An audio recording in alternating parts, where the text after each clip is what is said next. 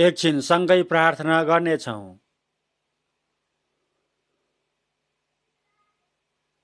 हामीहरूलाई प्रेम गर्नुभएको हाम्रो पवित्र परमेश्वर पिताज्यूलाई धन्यवाद चढाउँछौँ। परमेश्वरज्यूदेखि टाढा गएर पाप गरिरहेको हामीहरूलाई दया गरिदिनु भएको छ। हामीहरूले परमेश्वरज्यूलाई चिन्नुभन्दा अगाडि नै परमेश्वरज्यूले नै हामीहरूलाई पहिला प्रेम गरिदिनु भएको छ। हामीहरूले पाउनुपर्ने श्राप र दण्ड सट्टामा येशू ख्रीष्टले भोगिदिनु भएको छ। येशू ख्रीष्टले क्रुसमा मरिदिनु भएर बगाइदिनु भएको पवित्र र अनमोल रगतले हामीहरूको सबै पापको ज्याला अनन्तसम्मका लागि तिरिदिनु भएको छ। अब हामीहरूलाई अनन्त नरकको श्राप र दण्डबाट छुटकारा दिनुभएको छ। धन्यवाद चढाउँछौँ। हामीहरूको आत्मालाई उद्धार गरिदिनु भएर परमेश्वरज्यूको पवित्र सन्तान बनाइदिनु भएको छ। परमेश्वर पिताज्यूको अनन्तको राज्य स्वर्गमा जान सक्ने महिमित आशा दिनुभएको छ। धन्यवाद चढाउँछौँ। यो समय येशू ख्रीष्टको पवित्र र अनमोल रगतले अनन्त उद्धार मुक्ति पाएको हामीहरूलाई परमेश्वर पिताज्यूको अगाडिसँगै भेला भएर धन्यवादी भएर प्रशंसा गरेर वचन अध्ययन गरेर प्रभुज्यू पनि सँगै हुनुभएको बगालमा पवित्र सङ्गति गर्न दिनुभएको छ। धन्यवाद चढाउँछौँ। यो समयमा पनि प्रभुज्यू हामीहरूको बीचमा हुनुहुन्छ भनेर विश्वास गरेका छौँ। हामीहरू एक एकजनालाई हेरचाह गरिदिनुहोस्। परमेश्वरज्यूको दयालु हातले सबैजनालाई बलियो बनाइदिनुहोस्। प्रभुज्यूको अनुग्रहले वचनले पवित्र आत्माको शक्तिले झन भरिपूर्ण बनाइदिनुहोस्। हामीहरूको बाँकी जीवन पनि परमेश्वरज्यूको पवित्र सन्तानको योग्य जीवन जिउन सक्ने गरी डोहोऱ्याइदिनुहोस्। अझै पनि परमेश्वरज्यूको महान प्रेम र उपकार नबुझेको मानिसहरूलाई हृदय खोलिदिनुहोस्। परमेश्वरज्यूको महान प्रेम र उपकार बुझेर स्वर्गको अनन्त जीवन र आशा पाउन सक्ने गरी सहायता गरिदिनुहोस्। सारा संसारभरि भएको सबै मण्डलीलाई विभिन्न समस्याहरू भए तापनि आफ्नो विश्वासलाई सुरक्षा गरेर क्रिस्चियन जीवन जिइरहनु भएको सबै दाजुभाइ दिदीबहिनीहरूलाई प्रभुज्यूले सहायता गरिदिनुहोस्। प्रभुज्यूको वचन र पवित्र आत्माले झन भरिपूर्ण बनाइदिनुहोस्। प्रभुज्यूको सुसमाचार झन धेरै प्रचार गरेर हरेक दिन उद्धारको काम गर्न सक्न सहायता गरिदिनुहोस्। बिरामीहरूलाई कमजोरीहरूलाई प्रभुज्यूको आत्मा र शक्तिले झन बलियो बनाइदिनुहोस्।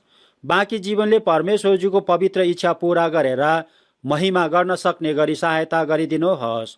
समय र परिस्थिति अनुसार हामीहरूलाई वचन दिनु भएर काम गर्न सिकाउनु भएको हाम्रो प्रभुज्यूले यो समयमा पनि हामीहरूलाई दिन चाहनु भएको परमेश्वरज्यूको पवित्र वचन, पवित्र इच्छा र काम हामीहरूलाई बुझ्न सक्ने गरी सिकाइदिनुहोस्। हाम्रो प्रभु येशू ख्रीष्टको नाममा प्रार्थना चढाउँछौँ। आमेन। सबैजनालाई धन्यवाद र स्वागत छ।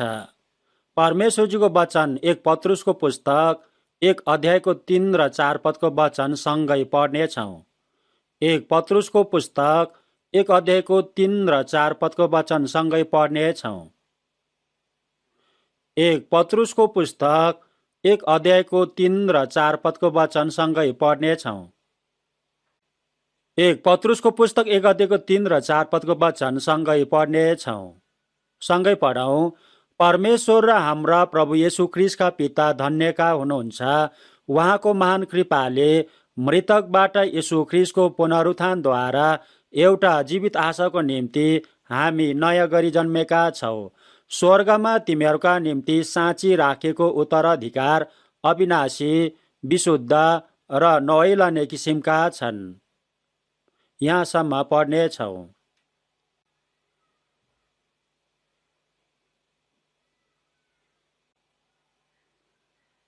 आजभोलि हामीहरूले हरेक प्रवचनमा आफ्नो आत्माको अनन्त उद्धार मुक्ति पाएको साँचो क्रिस्चियनहरूको लागि जीवित र मरेकाको विषयमा वचन बताइरहेको छु। एफिसीको पुस्तक 2 अध्यायको 1 पदमा हेर्नुभयो भने आफ्ना अपराध र पापमा मरेको बेलामा उहाँले तिमीहरूलाई जीवित पार्नुभयो भन्नुभएको छ। आफ्नो आत्माको अनन्त उद्धार मुक्ति लिएको दिनमा अपराध र पापमा मरेको हाम्रो आत्मा जीवित भएको छ। आदमले परमेश्वरज्यूको आज्ञा भङ्ग गरेको समयमा, नखाऊ भनेको फल टिपेर खाएको समयमा मानिसको आत्मा मरेको थियो। शरीर धेरै वर्षपछि मरेको भए तापनि तर परमेश्वरज्यूको वचन भङ्ग गरेको दिनमा आत्मा मरेको थियो। मर्यो भनेको सधैँको लागि सिद्धियो भनेको होइन, परमेश्वरज्यूसँग सम्बन्ध विच्छेद भयो भनेको कुरा हो। बिजुलीले विभिन्न कुराहरू प्रसारण गर्छ, उज्यालो हुने गरी बत्ती बाल्छ, ठुलो कारखानाको औजारहरू पनि घुमाउँछन्, धेरै राम्रो सजिलो हुने बनाउँछ। तर बिजुलीको तार छुट्यो भने केही पनि प्रभाव दिन सक्दैन, त्यो कुरालाई मर्यो भन्छन्। यसरी नै परमेश्वरज्यूसँग सम्बन्ध अलग भएको कुरालाई आत्मा मरेको छ भनेको हो। हामीहरू पापमा जन्मेको समयदेखि नै हाम्रो आत्मा मरिसकेको कुरा भन्नुभएको छ। शरीरमा ठिकसँग राम्रोसँग जिरहेको भए तापनि तर परमेश्वरज्यूको दृष्टिमा मरेको मानिस भन्नुभएको छ। तर यूहन्नको सुसमाचार 5 अध्यायको 21 पदमा जसरी पिताज्यूले मृतकहरूलाई उठाउनुहुन्छ र तिनीहरूलाई जीवन दिनुहुन्छ, त्यसरी नै पुत्रले पनि जसलाई इच्छा गर्दछ त्यसलाई जीवन दिँदछ भन्नुभएको छ। परमेश्वरज्यूले अपराध र पापमा मरेको आत्मालाई जीवित पार्ने काम गरिदिनु भएको छ। जीवित बनाउने काम त्यत्तिकै हुँदैन। अपराध र पापमा मरेको कारण पापको ज्याला मृत्यु भएको कारण मानिसको आत्मालाई जीवित बनाउनका लागि परमेश्वरज्यूले नै पापको ज्याला तिरिदिनु पर्छ। यसकारण पाप नभएको परमेश्वरज्यूको एकमात्र प्रिय पुत्र येशू ख्रीष्ट मानिसको रूपमा आउनु भएर मानिसले पालना गर्न नसकेको व्यवस्था सबै पालना गरिदिनु भएको छ। धर्मी भएर येशूज्यूले पापी मानिसको सट्टामा मरिदिनु भएको छ। मानिसहरूले गरेको पापको ज्याला येशू प्रभुज्यूले तिरिदिनु भएको छ। येशू प्रभुज्यूले क्रुसमा बगाइदिनु भएको पवित्र र अनमोल रगतले हामीहरूको सबै पापलाई अनन्तको लागि एकैचोटि क्षमा गरिदिनु भएको छ। हामीहरूले यो सत्यतालाई विश्वास गरेको समयमा अपराध र पापमा मरेको आत्मा जीवित भएको छ। परमेश्वरज्यूसँग फेरि पनि सम्बन्ध जोडिएको छ। बिजुलीको तार छुटेको कारणले कुनै पनि औजारहरू नचलेको जस्तै, तर बिजुली र तार जोडिदिने मिस्त्री आएर जोडिदिएको कारण फेरि पनि सबै औजारहरू चलेर काम गरेको जस्तै हामीहरूले परमेश्वरज्यूको उपकारलाई बुझेर विश्वास गरेर आत्मा जीवित भएको छ। परमेश्वरज्यूसँग फेरि पनि सङ्गति भएको छ। अति नै महान काम भएको छ। आफ्ना आत्माको अनन्त उद्धार मुक्ति लिएको मानिसलाई जीवित भन्नुभएको छ। परमेश्वरज्यूको दृष्टिमा आत्मा जीवित भएको मानिस भएको छ। आफ्ना आत्माको अनन्त उद्धार मुक्ति नलिएको मानिस अझै पनि आत्मा मरेको मानिस हो भन्नुभएको छ। कुनै मानिसले म प्रभुज्यूलाई पछ्याउँछु, मेरो बुबा मरेको छ, पहिला मेरो बुबालाई गाड्न जान देऊ भनेको थियो। तर यसो प्रभुज्यूले उसलाई मुर्दाहरूलाई आफ्नै मुर्दा गाड्न देऊ, तर तिमी गएर परमेश्वरज्यूको राज्यको सुसमाचार प्रचार गर भनेर अति नै महत्त्वपूर्ण वचन भन्नुभएको छ। मुर्दाले नै मुर्दालाई गाड्न देऊ भनेको कुरा के हो भने शरीर जीवित भए तापनि तर आत्मा मरेको मानिसले शरीर र आत्मा दुवै मरेको मानिसलाई गाड्न देऊ भन्नुभएको हो। मुर्दालाई गाड्ने काम मुर्दाहरूलाई नै सुम्पिदेऊ, तर तिमी आत्मा जीवित भएको मानिस भएको कारण गएर परमेश्वरज्यूको राज्यको सुसमाचार प्रचार गर भन्नुभएको छ। मरेको मानिसले गर्ने काम र जीवित मानिसले गर्ने काम फरक हुन्छ। आफ्ना आत्माको अनन्त उद्धार मुक्ति लिएको मानिसलाई जीवित मानिस र आफ्ना आत्माको अनन्त उद्धार मुक्तिलाई इन्कार गरेको मानिसलाई मरेको मानिस भनेर अलग गर्नुभएको छ।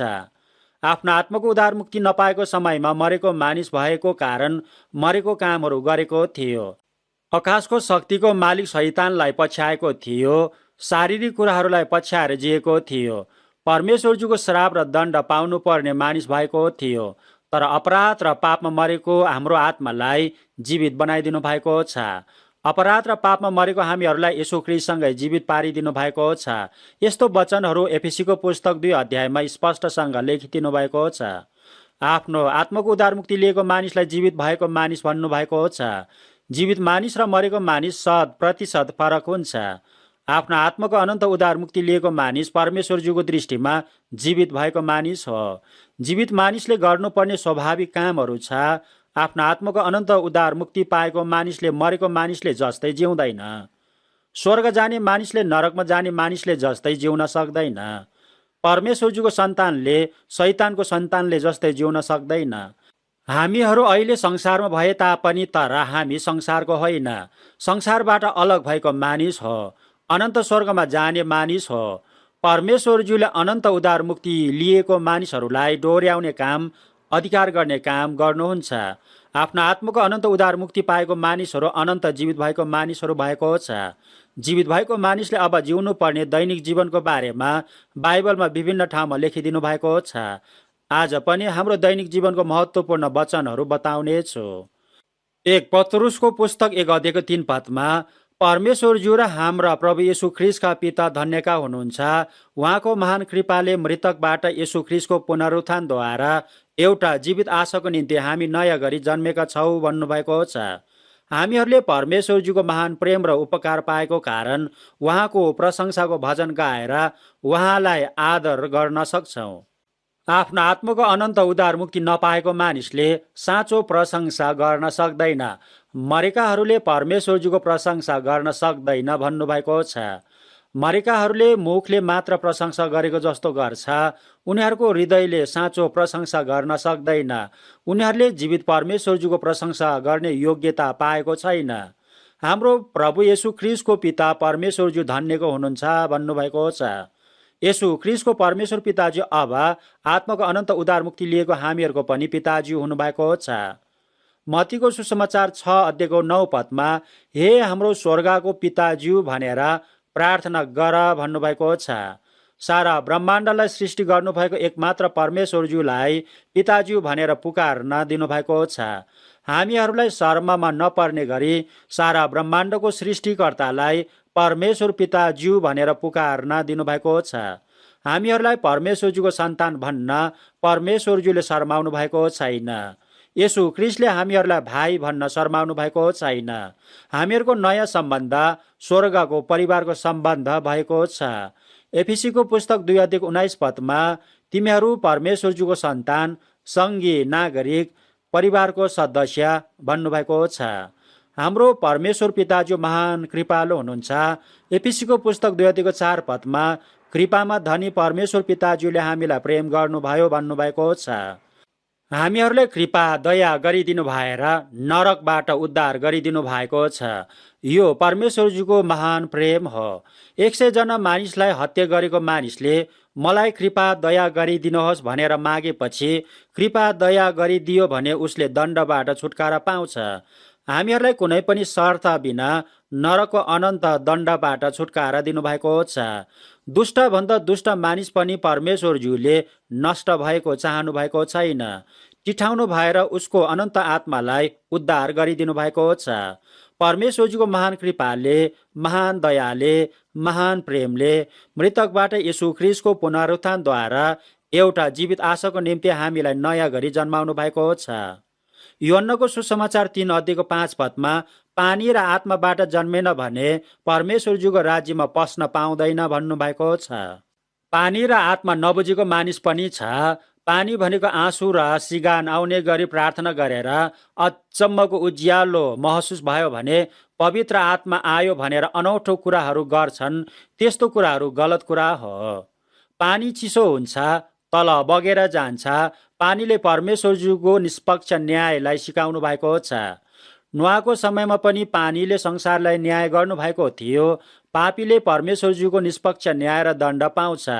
इस्राएलीहरूले मिश्र देशबाट आएको समयमा उनीहरू पानीभित्रबाट पार भएको थियो, तर मिश्र देशको सेनाहरू पछ्याएर आएको कारण पानीभित्र डुबेर मृत्यु भएको थियो। पानीले पनि परमेश्वरज्यूको निष्पक्ष न्यायलाई सिकाउनु भएको छ। मत्तीको सुसमाचार 3 हेर्नुभयो भने येशूज्यूले यर्दन नदीको पानीभित्र बप्तिस्मा लिनुभएको थियो। हामीहरूले पनि आत्माको अनन्त उद्धार मुक्ति पाएपछि बप्तिस्मा लिन पानीभित्र पुरै डुब्छौँ। पानी छर्केर बप्तिस्मा दिने विधि क्याथोलिक धर्म मान्ने मानिसहरूले गरेको थियो। यो कुरालाई आज भोलि पनि क्रिस्चियन भन्ने विभिन्न सम्प्रदायहरूले स्वीकार गरेको छ। बप्तिस्मा भनेको कुराको मुख्य अर्थ पानीभित्र पुरै डुबाउनु हो। यसकारण येशूज्यूले यर्दन नदीभित्र पुरै डुब्नु भएको थियो। यो कुराले येशूज्यूले मरिदिनु भएर गाडी दिनुभएको कुरा सिकाउनु भएको थियो। पानीभित्रबाट निस्कनु भएको कुरा पुनरुत्थान भएको कुरा सिकाउनु भएको थियो। यसुज्यूले मरिदिनु भएर गाडिदिनु भएर पुनरुत्थान भइदिनु हुने कुरा यर्दन नदीमा बप्तिस्मा लिनु भएर अगाडि नै देखाइदिनु भएको थियो। प्रेरितको पुस्तकमा हेर्नु भयो भने पानी धेरै भएको ठाउँमा बप्तिस्मा लिन तल गएर माथि आउनु भएको कुरा भन्नुभएको छ। बप्तिस्मा भनेको पानीभित्र पुरै डुबेको कुरा हो। यसुज्यूले मरिदिनु भएर पुनरुत्थान हुने कुरा पानी र आत्मा हो। पानी र आत्मा परमेश्वरज्यूको निष्पक्ष न्याय र प्रेम हो। यसुज्यूको मृत्यु र पुनरुत्थान हो। यसुज्यूले मरिदिनु भएको कारण हामीहरूको पापको ज्याला तिरिदिनु भएको छ। पाप क्षमा भएको छ। पुनरुत्थानको जीवन दिनुभएको छ। यसकारण पानी र आत्माद्वारा नयाँ जन्म भनेको यसुज्यूको मृत्यु र पुनरुत्थान हो, पाप क्षमा र नयाँ जीवन हो। हामीहरूले परमेश्वरज्यूको उपकार बुझेको समयमा पाप क्षमा लिएको हो। त्यसपछि नयाँ जीवन पनि पाएको छ। पाप क्षमा लिएर नरकको दण्डबाट उद्धार पाएपछि पवित्र आत्मा पनि सँगै पाएको छ। यसकारण पानी र आत्माबाट नयाँ जन्म भएको छ। हामीहरूलाई दिनुभएको पवित्र आत्मा यसुज्यूको पुनरुत्थानको आत्मा हो। यसरी मृतकबाट यसु ख्रीष्टको पुनरुत्थानद्वारा हामीहरूलाई नयाँ गरी जन्माउनु भएको छ।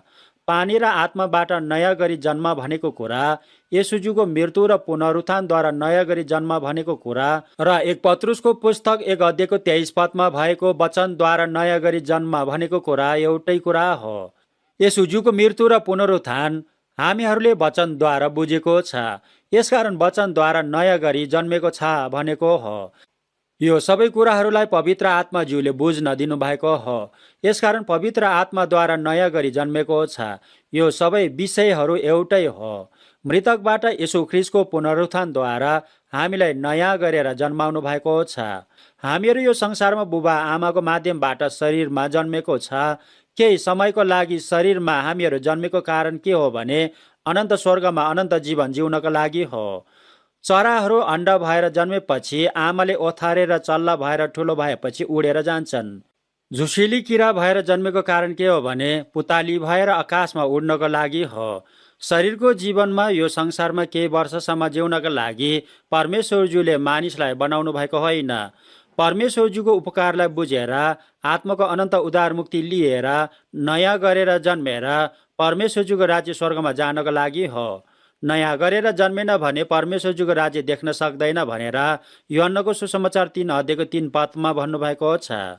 हामीहरूले परमेश्वरज्यूलाई चिनेर यसुज्यूले हामीहरूको पापको सट्टामा मरिदिनु भएर हाम्रो पाप क्षमा गरिदिनु भएको छ भनेर यो सत्यतालाई बुझेर विश्वास गरेको समयमा हामीहरू पनि पानी र आत्माद्वारा नयाँ गरेर जन्मेको छ। हामीहरूलाई नयाँ गरी जन्म दिनु भएर जीवित आशा दिनुभएको छ।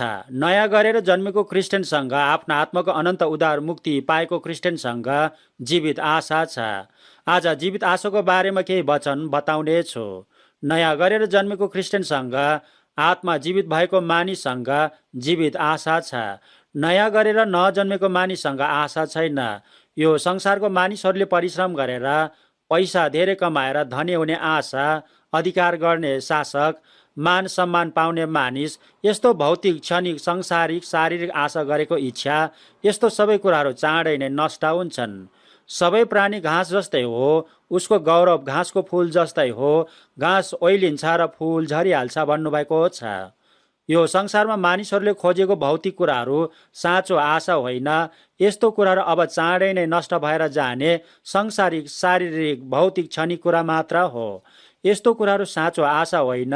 यो संसारमा सबैभन्दा दयनीय मानिस साँचो आशा नभएको मानिसहरू हो। आफ्नो आत्माको अनन्त उद्धार मुक्ति नपाएको मानिससँग साँचो आशा, जीवित आशा छैन। तिनीहरूलाई मृत्युको छायाले निरन्तर पछ्याइरहेको छ। मृत्युको बन्धनमा, डर र त्रासको बन्धनमा छ। अदृश्य भाइरस गिरी भित्र गएर चल्यो भने मानिसको मृत्यु हुन्छ। मानिसको मृत्यु कुनै पनि समयमा हुन सक्छ। मृत्यु भएपछि अन्त हुने कुराहरू साँचो जीवित आशा होइन। पशु भएर जन्मेको भए मृत्युपछि सबै कुराहरू अन्त हुन्छ। तर मानिससँग अनन्त आत्मा छ, यसकारण मृत्यु अन्त होइन। मृत्युपछि परमेश्वरको इन्साफ र दण्ड छ, अनन्त विनाश नरक छ। साँचो आशा नभएको मानिस नजन्मेको भए झन् राम्रो हुने थियो। साँचो आशा नभएको मानिस दयानीय हुन्छ। आत्माको उद्धार मुक्ति नपाएको समयमा हामीहरूले पनि आशाविहीन भएर जिएको थियो। सबै किसिमको अभिलाषाहरूबाट अलग बस्छ। मानिसको जिन्दगी उसको प्रशस्त धन सम्पत्तिमा छैन भन्नुभएको छ। मानिसको जीवन प्रशस्त धन सम्पत्ति होइन। धन सम्पत्ति मानिसको साँचो आशा हुन सक्दैन। आज राति नै म तेरो हातमा फिर्ता लान्छु, त्यसकारण तिमीले थुपारेको प्रशस्त धन सम्पत्ति कसको हुने भन्नुभएको छ। आत्माको अनन्त उद्धार मुक्ति पाएको हामीसँग आशा छ। साँचो आशा, जीवित आशा, जीवनका आशा, अनन्तको आशा, अनन्त जीवनका आशा, महिमित आशा छ। हामीहरूले जीवित आशा पाएको छ। प्रतिज्ञा गरेर दिनुभएको अनन्त स्वर्गमा पुग्ने जीवित आशा हामीहरूले पाएको छ। जीवित आशा दिनको लागि हामीहरूलाई नयाँ जन्म दिनुभएको छ। हामीहरूको लागि स्वर्गमा साँची राखेको उत्तराधिकार अविनाशी, विशुद्ध र नअहिलेने किसिमको छ। अनन्तको सबैभन्दा उत्तम उत्तराधिकार हामीहरूलाई बनाइदिनु भएको छ। जीवित आशा भएको मानिसले परमेश्वरज्यूबाट अनन्त स्वर्गको उत्तराधिकार अविनाशी, विशुद्ध र नअहिलेने कुराको प्रतिज्ञा पाएको छ।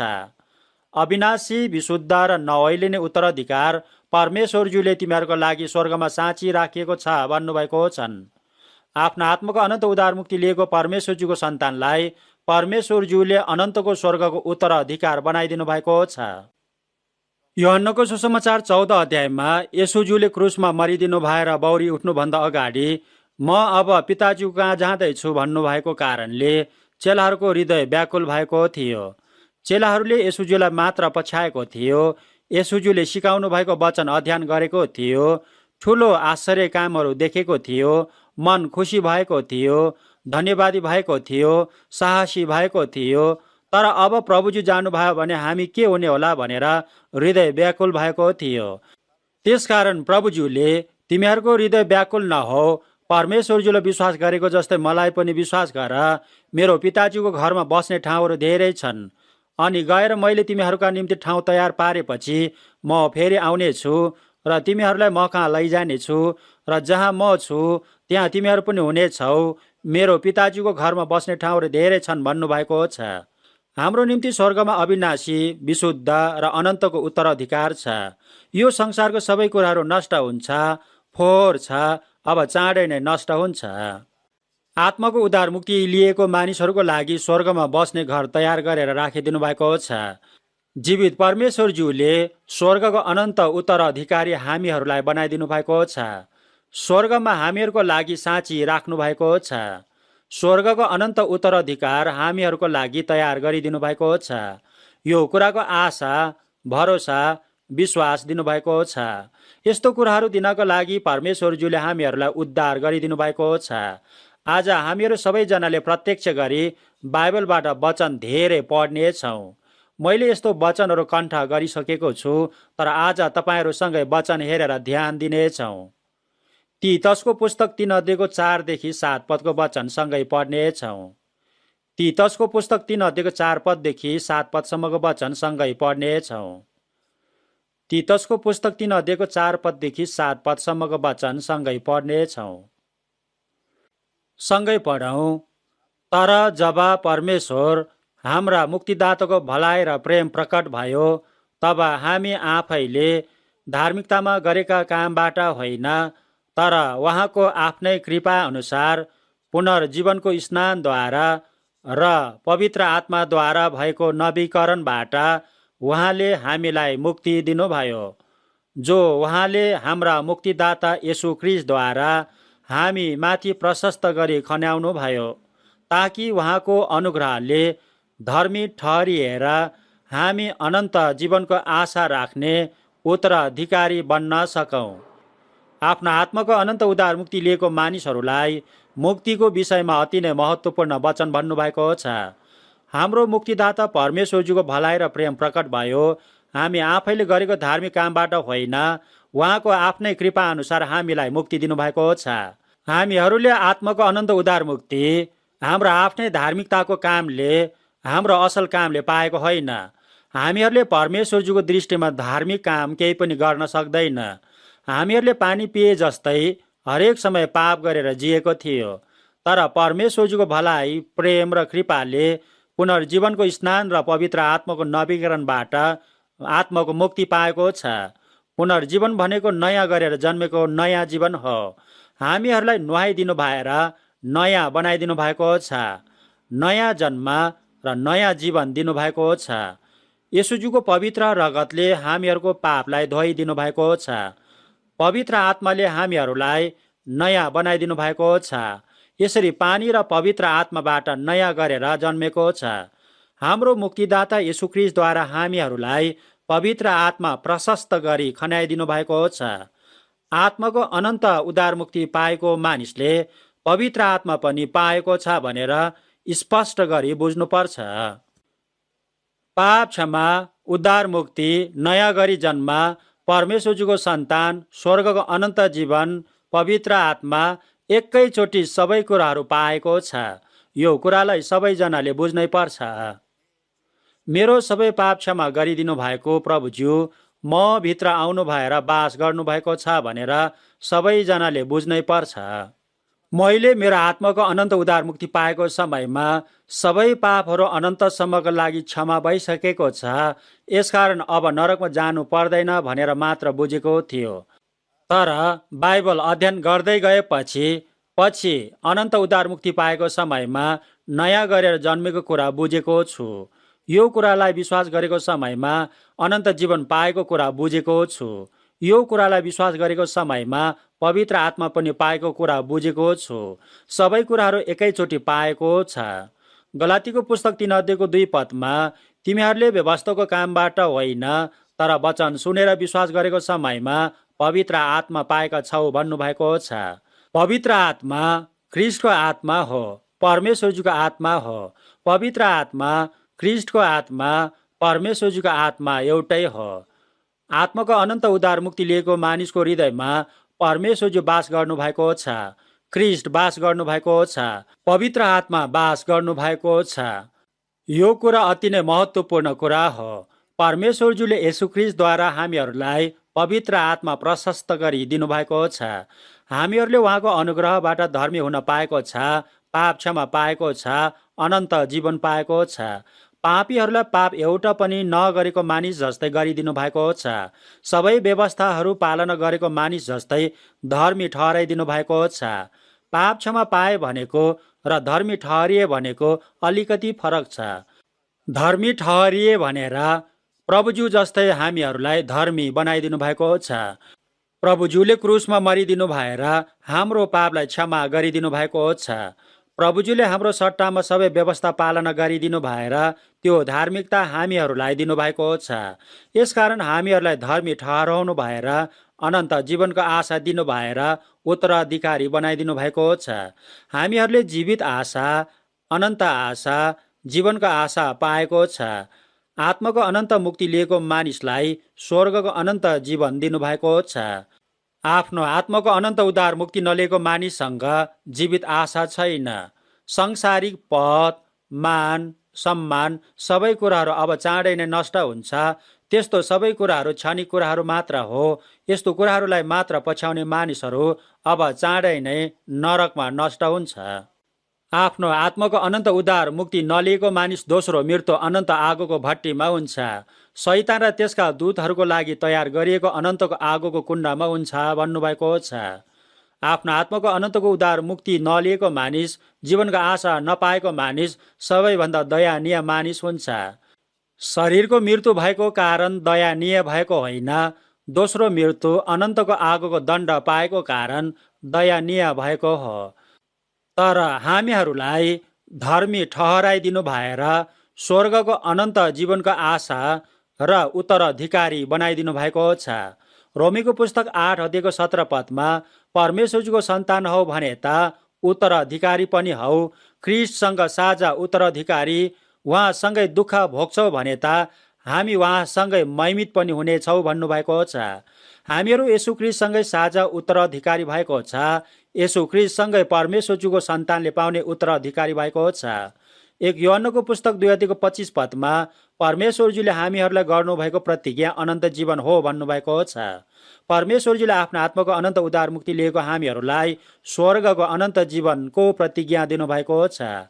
यूहन्नाको सुसमाचार 10:28 तिमीहरूलाई म अनन्त जीवन दिन्छु, तिमीहरू कहिल्यै नष्ट हुँदैन, तिमीहरूलाई मेरो हातबाट कसैले खोसेर लान सक्दैन भन्नुभएको छ। हामीहरूलाई आत्माको अनन्त उद्धार मुक्ति लिएको समयमा स्वर्गको अनन्त जीवन दिनुभएको छ। म अनन्त जीवन दिन्छु, कहिले नष्ट हुँदैन भन्नुभएको छ। अनन्त जीवन कहिले पनि नष्ट हुँदैन। आत्माको उद्धार मुक्ति लिएको मानिसले गलत गर्यो भने नरकमै जानुपर्छ भन्ने मानिसहरू पनि छन्। त्यो कुरा गलत हो। अनन्त उद्धार मुक्ति पाएको मानिसको जीवन गुम्दैन। परमेश्वरजीको सन्तान भइसकेको मानिसले गलत गरे तापनि नरकमा जानु पर्दैन। स्वर्गको अनन्त जीवन स्वर्गमा अनन्त समय जिउन पाउने जीवन हो। स्वर्गको अनन्त जीवन नष्ट हुँदैन। रोमीको पुस्तक 6:9 मरेर बौरी उठ्नुभएको येशू ख्रीष्टलाई अब मृत्युले राज्य गर्न सक्दैन भन्नुभएको छ। येशू जुले मरिदिनु भएर हामीहरूको पापको ज्याला तिरिदिनु भएको छ। फेरि जीवित हुनु भएर हामीहरूलाई स्वर्गको अनन्त जीवन दिनुभएको छ। स्वर्गको अनन्त जीवन पाएको मानिसलाई अब फेरि मृत्युले राज्य गर्न सक्दैन। अब हाम्रो जीवन येशूज्यूको हातमा छ। कुनै मानिसले आफ्नो सबै सम्पत्ति बेचेर महत्त्वपूर्ण सामान किनेको छ भने उसले त्यो कुरालाई जदाभावी गर्दैन। कहिले पनि नबिग्रिने गरी नहराउने गरी सुरक्षा गर्छ। बहुमूल्य धन सम्पत्ति राष्ट्र ब्याङ्कको सबैभन्दा सुरक्षित ठाउँमा राखेको हुन्छ। तर सबैभन्दा खुङ्गार चोरले सुरुङ खनेर पनि त्यो सम्पत्ति चोरेर लान सक्छन्। तर आत्माको अनन्त उद्धार मुक्ति लिएको हामीहरूको जीवनलाई शैतानले कहिले पनि खोसेर लान सक्दैन। सर्वशक्तिमान परमेश्वर पिताजीको हातले र येशूज्यूको हातले हामीहरूको जीवनलाई सुरक्षा गरिदिनु भएको छ। स्वर्गको अनन्त जीवनको आशा हामीहरूलाई दिनुभएको छ। परमेश्वरज्यूले आफ्नो आत्माको अनन्त उद्धार मुक्ति लिएको मानिसलाई स्वर्गको प्रतिज्ञा दिनुभएको छ। परमेश्वरज्यूको प्रतिज्ञा कहिले पनि परिवर्तन हुँदैन। अनन्त जीवनको आशा दिनुभएको छ। धर्म पुत्र बनाइदिनु भएर स्वर्गको सबै महिमित कुराहरूको उत्तराधिकारी हामीहरूलाई बनाइदिनु भएको छ। अनन्त जीवनको आशा, जीवित आशा सबैजनाले विश्वास गरेको हुनै पर्छ। रोमीको पुस्तक 8:24 र 25 वचन सँगै पढ्नेछौँ। रोमीको पुस्तक 8:24 र 25 सँगै पढ्नेछौँ। रोमीको पुस्तक 8:24 र 25 सँगै पढ्नेछौँ। सँगै पढौँ। किनकि यही आशामा हामीले मुक्ति पाएका थियौँ। अब देखिने चाहिँ आशा त आशा नै होइन, किनकि देखेका कुराको आशा कसले गर्छ र? तर यदि हामी आफूले नदेखेका कुराको आशा गर्छौँ भने धैर्य साथ हामी त्यसको प्रतीक्षा गर्छौँ।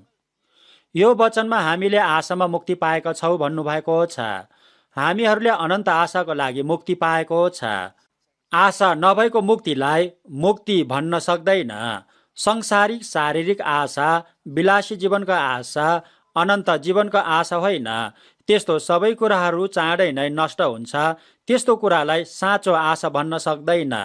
हामीहरूले स्वर्गको अनन्त जीवनको आशामा अनन्त मुक्ति पाएको छ। देखिने कुराको आशा आशा नै होइन। देखेको कुराको आशा कसैले पनि गर्दैन। हाम्रो आँखाले देखेको भौतिक कुरा, संसारिक कुरालाई हेरेको आशा होइन। संसारिक शारीरिक मानिसहरूले आँखाले देखेको कुराहरूको आशा गरेको हुन्छ। त्यो कुरा साँचो आशा होइन। देखेको कुराहरूको आशा कसले गर्छ र? तर यदि हामी आफूले नदेखेको कुराको आशा गर्छौँ भने धैर्य साथ हामी त्यसको प्रतीक्षा गर्छौँ भन्नुभएको छ। हिब्रूको पुस्तक 11:1 विश्वास भनेको आशा गरेका कुराको निश्चय र नदेखेका कुराको दृढ भरोसा हो भन्नुभएको छ। हामीहरूले आँखाले नदेखेको कुराहरूलाई वचनको माध्यमबाट विश्वास गर्न सक्छौँ। परमेश्वरज्यूले सारा ब्रह्माण्डलाई सृष्टि गर्नुभएको हाम्रो आँखाले नदेखेको भए तापनि तर वचनद्वारा विश्वास गर्छौँ। परमेश्वरज्यूको वचनले सारा विश्व भएको सत्यता हामीहरू वचनद्वारा विश्वास गर्छौँ। परमेश्वरज्यूले भन्नुभएको वचनहरू मानिसको इतिहासमा एउटा पनि गलत नभएको कारण हामीहरूले पनि विश्वास गर्न सकेको छ। यसकारण हाम्रो आँखाले नदेखे तापनि विश्वास गर्छौँ। तिमीहरूले यसु ख्रीष्टलाई नदेखे तापनि प्रेम गर्छौ, उहाँलाई तिमीहरू अहिले देख्दैनौ तापनि उहाँमाथि विश्वास गर्छौ र अवर्णनीय र गौरवमय आनन्दमा रमाउँछौ। तिमीहरूको विश्वासको प्रतिफल तिमीहरूले आफ्नो आत्माको मुक्ति पाउँछौ भनेर 1 पत्रुस 1:8 र 9 पदमा भन्नुभएको छ। यसुज्यूलाई हामीहरूले देखेको छैन, तर विश्वास गर्छौँ, प्रेम गर्छौँ, यसकारण महिमामय आनन्दमा रमाउँछौँ। हामीहरूले विश्वास गरेको कारण आफ्नो आत्माको अनन्त उद्धार मुक्ति पाएको छ। बाइबलमा हामीहरूले बुझ्ने कुराहरू र नबुझ्ने कुराहरू पनि छन्। बुझ्न सकिएको कुराहरूलाई विश्वास गरेर नबुझेको कुराहरूलाई पनि हामीहरूले विश्वास गर्न सक्छौँ। हाम्रो आँखाले नदेखेको परमेश्वरजीको शक्तिहरू हामीहरूले अहिले नै सबै बुझ्न सक्दैन, तर विश्वासद्वारा स्वीकार गर्न सक्छौँ। अनन्तको आशालाई आँखाले देख्दैन, तर हामीहरूले नदेखेको कुरा अनन्तको छ, निश्चय छ, यसकारण दृढ भरोसा गर्छौँ। हाम्रो आशाको भरोसा निश्चित छ, अनन्तको स्वर्ग निश्चित छ। यसुज्यू अनन्त स्वर्गबाट आउनुभएको व्यक्ति हो। हामीले देखेको र सुनेको बोल्छौँ भन्नुभएको छ, तर तिमीहरूले सुनेन, विश्वास गरेन भन्नुभएको छ। हिब्रूको पुस्तक 11:3 पदमा विश्वासद्वारा हामी बुझ्छौँ कि सारा विश्व परमेश्वरजीको वचनद्वारा सृष्टि भयो र जो दृश्य छ त्यो अदृश्य कुराबाट बन्यो भन्नुभएको छ।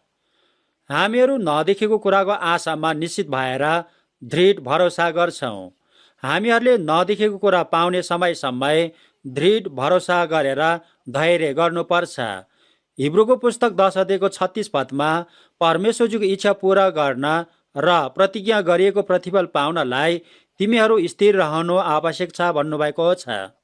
परमेश्वरज्यूले प्रतिज्ञा गरेर दिनुभएको महिमित आशा पाउने समयसम्म हामीहरूले स्थिर रहेर धैर्य गर्नुपर्छ। परमेश्वरज्यूको इच्छा पूरा गरेपछि, स्थिर रहेर धैर्य गरेपछि परमेश्वरज्यूले गरिदिनु भएको प्रतिज्ञा हामीहरूले पाउँछौँ। स्थिर रहो, धैर्य गर, प्रतीक्षा गर भन्नुभएको छ। रोमीको पुस्तक 12:12 पदमा आशामा आनन्द गर भन्नुभएको छ। हामीहरूसँग जीवित आशा भएको कारण हामीहरू आनन्दित हुन सक्छौँ। कुनै बुबा धेरै धनी थियो, यो बुबाले म मरेपछि मेरो सबै सम्पत्ति तिमीलाई दिन्छु भनेको थियो। यसकारण यो छोरा धनी हुने आशामा थियो, तर अचानक दुर्घटना भएर छोरा पहिला मर्यो। त्यसकारण त्यस्तो आशा पूरा नहुने आशा हो। त्यस्तो आशा पूरा भए तापनि क्षणिक समयको लागि मात्र हुन्छ। परमेश्वरज्यूबाट हामीहरूले पाएको आशा अनन्तको र महिमाको आशा हो। अविनाशी, विशुद्ध र नओइलिने उत्तराधिकार हो। स्वर्गमा साँची राखेको कुराहरू हो। हामीहरूले यस्तो जीवित आशा पाएको छ, यसकारण हामीहरू यस्तो आशामा आनन्द हुन सक्छौँ। हामीहरूले पाएको आशामा भरोसा गरेर आनन्दित हुन पाएको छ। हामीहरूलाई सङ्कष्टमा धैर्य धारण गर भन्नुभएको छ। अग्र सन्ताहरूले पनि अति नै धेरै सतावट र सङ्कष्ट पाएको थियो। प्रेरितको पुस्तक 7 अध्यायमा हेर्नुभयो भने डिकन स्टिफनसलाई ढुङ्गाले हानेर यहुदीहरूले मारेको थियो। शिर फुटेको थियो, मासु छिया भएको थियो, रगत बगिरहेको थियो। यस्तो अवस्थामा स्वर्गको ढोका खोलेको देखेको थियो। हेर, स्वर्गको ढोका उग्रेको छ, यसुजीलाई परमेश्वरजीको दाहिनेपट्टि उभिरहनु भएको मैले देख्दैछु भन्नुभएको छ। तिनीहरूले ढुङ्गाले हानेको समयमा स्टिफनसले स्वर्गको ढोका खोलेको देख्नु भएको थियो। परमेश्वरजीको छेउमा बसिरहनु भएको यसुज्यूलाई तुरुन्तै उठ्नु भएको यसुज्यूलाई देख्नु भएको थियो। यसुज्यू तुरुन्तै उठ्नु भएको थियो। यसकारणले ढुङ्गाले लागे तापनि त्यो दुःख सङ्कष्टको वास्ता गर्नुभएको थिएन। त्यसपछि हे प्रभु, यो पापको दोष यिनीहरूमाथि नलागोस् भनेर आफ्नो प्राण त्याग गर्नुभएको थियो। यसु ख्रीष्टले क्रुसमा टाग्नु भएको समयमा गर्नुभएको प्रार्थना जस्तै स्टिफनस डिकनले पनि यस्तो प्रार्थना गर्न सक्नु भएको थियो। हामीहरू आशामा आनन्द हुनुपर्छ। यो संसारको शरीरको नष्ट भएर जाने कुराहरूमा होइन, स्वर्गको अनन्त कुराहरूमा आनन्दित हुनुपर्छ। बच्चाहरूले बेलुनमा हावा भरेर ठुलो बनाउँछन्, खेल्छन्, त्यसपछि फुट्छन्। संसारको शरीरको सबै कुराहरू फुट्ने बेलुन जस्तै हो। यस्तो कुराहरूमा मानिस कोही पनि फस्नु हुँदैन। हामीहरूले अनन्तको आशा, महिमित आशा, जीवनको आशामा रमाउनु पर्छ। यसै कारण सतावटमा, सङ्कष्टमा, विभिन्न प्रकारको समस्याहरू आए तापनि सहेर, धैर्य गरेर बलियो भएर जिउन सक्छौँ। यसरी सबैजनाले जिउन सक्नुपर्छ। हिब्रूको पुस्तक 6 अध्यायको 17 देखि 19 पदको वचन सँगै पढ्नेछौँ। हिब्रूको पुस्तक 6 अध्यायको 17 देखि 19 पद सँगै पढ्नेछौँ। हिब्रूको पुस्तक 6 अध्यायको 17 देखि 19 पदको वचन सँगै पढ्नेछौँ।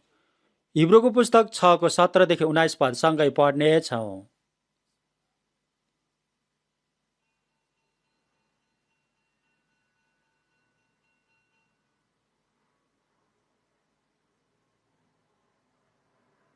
सँगै पढौँ।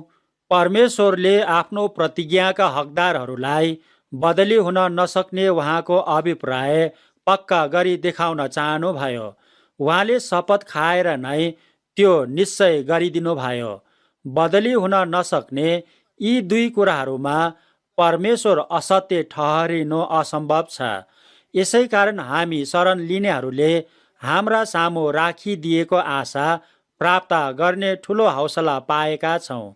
हाम्रा आत्माको निम्ति दृढ र सुरक्षित लङ्गरको रूपमा यो आशा हामीसित छ। यो आशा पर्दा भित्रको पवित्र स्थानमा प्रवेश गर्दछ। यो वचनमा परमेश्वरज्यूको प्रतिज्ञाको हकदार भन्नुभएको छ। परमेश्वरज्यूले हामीहरूको लागि स्वर्गमा अविनाशी, विशुद्ध र नओइलिने उत्तराधिकार साँचेर राख्नु भएको छ। बदली हुन नसक्ने उहाँको अभिप्राय पक्का गरी देखाउन चाहनुभयो भन्नुभएको छ। परमेश्वरजीले गर्नुभएको प्रतिज्ञा 100% पुरा गरिदिनुहुन्छ। उहाँले शपथ खाएर नै त्यो पक्का गरी पुरा गरिदिनुहुन्छ। प्राचीन इस्रायलको मानिसहरूले प्रतिज्ञा गरेपछि शपथ पनि खाएको थियो। परमेश्वरजीलाई साक्षी राखेर शपथ खाएको थियो। आफ्नो जीवनलाई साक्षी राखेर शपथ खाएको थियो। शपथ खाएर प्रतिज्ञा गरेपछि परिवर्तन गर्न मिल्दैन। याकुबले दाइ एसावको जेठा अधिकार खोज्नको लागि दाइलाई शपथ खान लगाएको थियो। एसावलाई धेरै भोक लागेको थियो। यसकारण याकुबलाई एक कचौरा सुरुवा खानको लागि मागेको थियो। त्यसकारण याकुबले पनि म दाइलाई एक कचौरा सुरुवा दिन सक्छु, तर दाइसँग मेरो पनि एउटा अनुरोध छ भनेको थियो। हामी दुईजना जुम्लिया दाजुभाइ हो। हामी दुईजना केही समयको मात्र फरक दाजुभाइ हो। हामी दुईजनामा केही फरक छैन। तपाईँको जेठा अधिकार मलाई दिनुहोस्। मलाई बेचा। म तपाईँलाई टन्न अगाउने गरी खाना दिन्छु भनेको थियो। आज म दाइले खाना सक्नेसम्मको खाना दिन्छु भनेको थियो। यसकारण एसावले पनि म भोकले मर्न लागिरहेको छु, त्यो जेठा अधिकार मलाई के को खाँचो छ र? त्यसकारण अबदेखि जेठा अधिकार तिमी नै गर भनेर याकुबलाई भनेको थियो। यसकारणले याकुबले पनि कुराले मात्र हुँदैन, शपथ खानुपर्छ भनेको थियो। यसकारण परमेश्वरजीलाई साक्षी राखेर शपथ खाएको थियो। त्यसपछि सुरुवा खाना दिएको थियो। शपथ खाएपछि फेरि फिर्ता लिन पाउँदैन। परमेश्वरजीले पनि अनन्त स्वर्गको हकदार बनाउनका लागि हामीहरूलाई प्रतिज्ञा गरिदिनु भएको हकदार परिवर्तन हुन सक्दैन भनेर पक्का गरी निश्चित गरिदिनका लागि शपथ नै खानु भएको कुरा भन्नुभएको छ। परमेश्वरजीले पनि शपथ खानु भएको छ। परमेश्वरजीले आफ्नै शपथ खानु भएको छ। परमेश्वरजीको जीवन राखेर शपथ खानु भएको छ। परिवर्तन हुन नसक्ने यी दुई कुराहरू भन्नुभएको के हो भने, पहिलो कुरा परमेश्वरजीले खानु भएको शपथ हो। दोस्रो कुरा परमेश्वरजीले कहिले पनि झुट बोल्दैन। यो दुवै कुराहरू कहिले पनि परिवर्तन हुन सक्दैन। यो दुवै कुरा अकाट्य सत्य हो। यो दुवै कुराहरू कहिले पनि परिवर्तन हुन सक्दैन। हामीहरूले हाम्रो सामु राखिदिनु भएको आशा पाएको छ। स्वर्गको अनन्त आशा पाएको छ। संसारको व्यर्थको नष्ट हुने कुराहरूलाई छोडेर जानुपर्छ। संसारमा शरीरको अभिलाषाहरू धेरै आउँछ। व्यर्थको कुराहरू धेरै छन्। हामीहरूलाई सबैभन्दा उत्तम कुरा स्वर्गको अनन्त हकदार शपथ खाएर दिनुभएको उत्तराधिकार छ। परमेश्वरज्यूमा शरण लिनेहरूले आशा प्राप्त गर्ने ठुलो हौसला पाएको छ। यो वचनबाट ठुलो आनन्द, खुसी दिनुभएको छ। जीवित परमेश्वरज्यूले हामीहरूलाई सबैभन्दा खुसी, आनन्द र रमाउने कुरा दिनुभएको छ। परमेश्वरजीले वचन मात्र भने पनि हुन्थ्यो, तर उहाँले शपथद्वारा नै पक्का गरिदिनु भएको छ। परमेश्वरज्यूले हामीहरूको लागि गर्नुभएको प्रतिज्ञा 100% पुरा गरिदिनुहुन्छ। हामीहरूको आत्माको निम्ति दृढ र सुरक्षित लङ्गरको रूपमा आशा छ। यो आशा पर्दाभित्रको पवित्र स्थानमा प्रवेश गर्छ। आत्माको लङ्गर भनेको छ, लङ्गर भनेको के हो भने पानी जहाज पानीमा गएको समयमा आँधी बेहेरी हुरी बतास आयो भने जहाज गलत ठाउँमा पुग्न सक्छ। यसकारण जहाज गलत ठाउँमा बहकिएर नजाओस् भनेर यो लङ्गर त्रिशूल आकारको हुन्छ। लङ्गर पानीभित्र खसालेको हुन्छ। यो लङ्गर झारिदिएपछि समुद्रभित्र जमिनमा गाडेको हुन्छ। त्यसकारण जहाज अर्को ठाउँमा बहकिएर जाँदैन। जहाज पानीमाथि हल्लिएर बसेको हुन्छ, तर अर्को ठाउँमा बहकिएर जाँदैन। हाम्रो आत्माको दृढ र सुरक्षित लङ्गर आशा हो भन्नुभएको छ। परमेश्वरज्यूले हामीहरूलाई दिनुभएको आशा आत्माको लागि बलियो लङ्गर जस्तै हो। यो आशा पर्दाभित्रको पवित्र स्थानमा प्रवेश गर्छ। हामीहरू परमेश्वरज्यूको अगाडि सुरक्षित गरी जान पाउँछ। हल्लिँदैन, दृढ र सुरक्षितसँग स्वर्गमा जान पाउँछ। परमेश्वरज्यूले यस्तो प्रतिज्ञा दिनुभएको छ। आत्माको निम्ति दृढ र सुरक्षित लङ्गर आशा दिनुभएको छ। कुनै पनि सतावट र सङ्कष्टमा हामीहरू निराश हुँदैन, बहकिएर जान सक्दैन। प्रभुजीको अगाडि साहससँग जान सकिन्छ। हामीहरूले पाएको आशा 100% निश्चित छ। परमेश्वरजीले हामीहरूलाई अनन्तको आशा दिनका लागि अनन्त मुक्ति दिनुभएको छ। हिब्रूको पुस्तक 10 अध्यायको 23 पद सँगै पढ्नेछौँ। हिब्रू 10को 23 पद सँगै पढ्नेछौँ। हिब्रू 10को 23 पद सँगै पढ्नेछौँ। हिब्रू 10को 23 पद सँगै पढ्नेछौँ। सँगै पढौँ। हामीले दृढ स्वीकार गरेको आशालाई दोधार नभइकन दरिलोसँग थामिराखौँ, किनकि जसले प्रतिज्ञा गर्नुभयो उहाँ विश्वासयोग्य हुनुहुन्छ।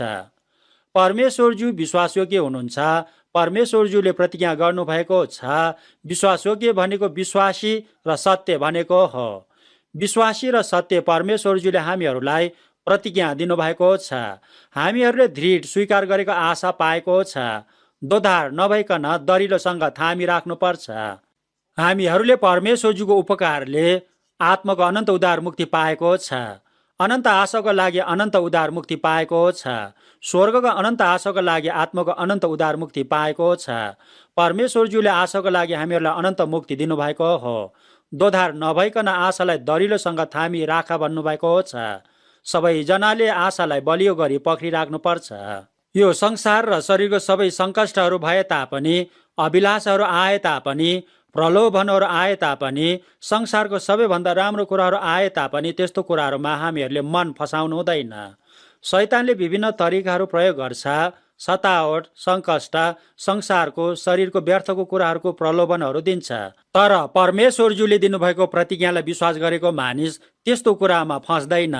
दोधार नभइकन बलियो भएर आशा पूरा नभएसम्म परमेश्वरज्यू कहाँ अगाडि जान्छ। सबैजनाले दोधार नभइकन आशालाई बलियोसँग पक्रिनुपर्छ। कलसीको पुस्तक 3 अध्यायको 1 पददेखि 4 पदको वचन सँगै पढ्नेछौँ। कलसीको पुस्तक 3 अध्यायको 1 पददेखि 4 पदको वचन सँगै पढ्नेछौँ।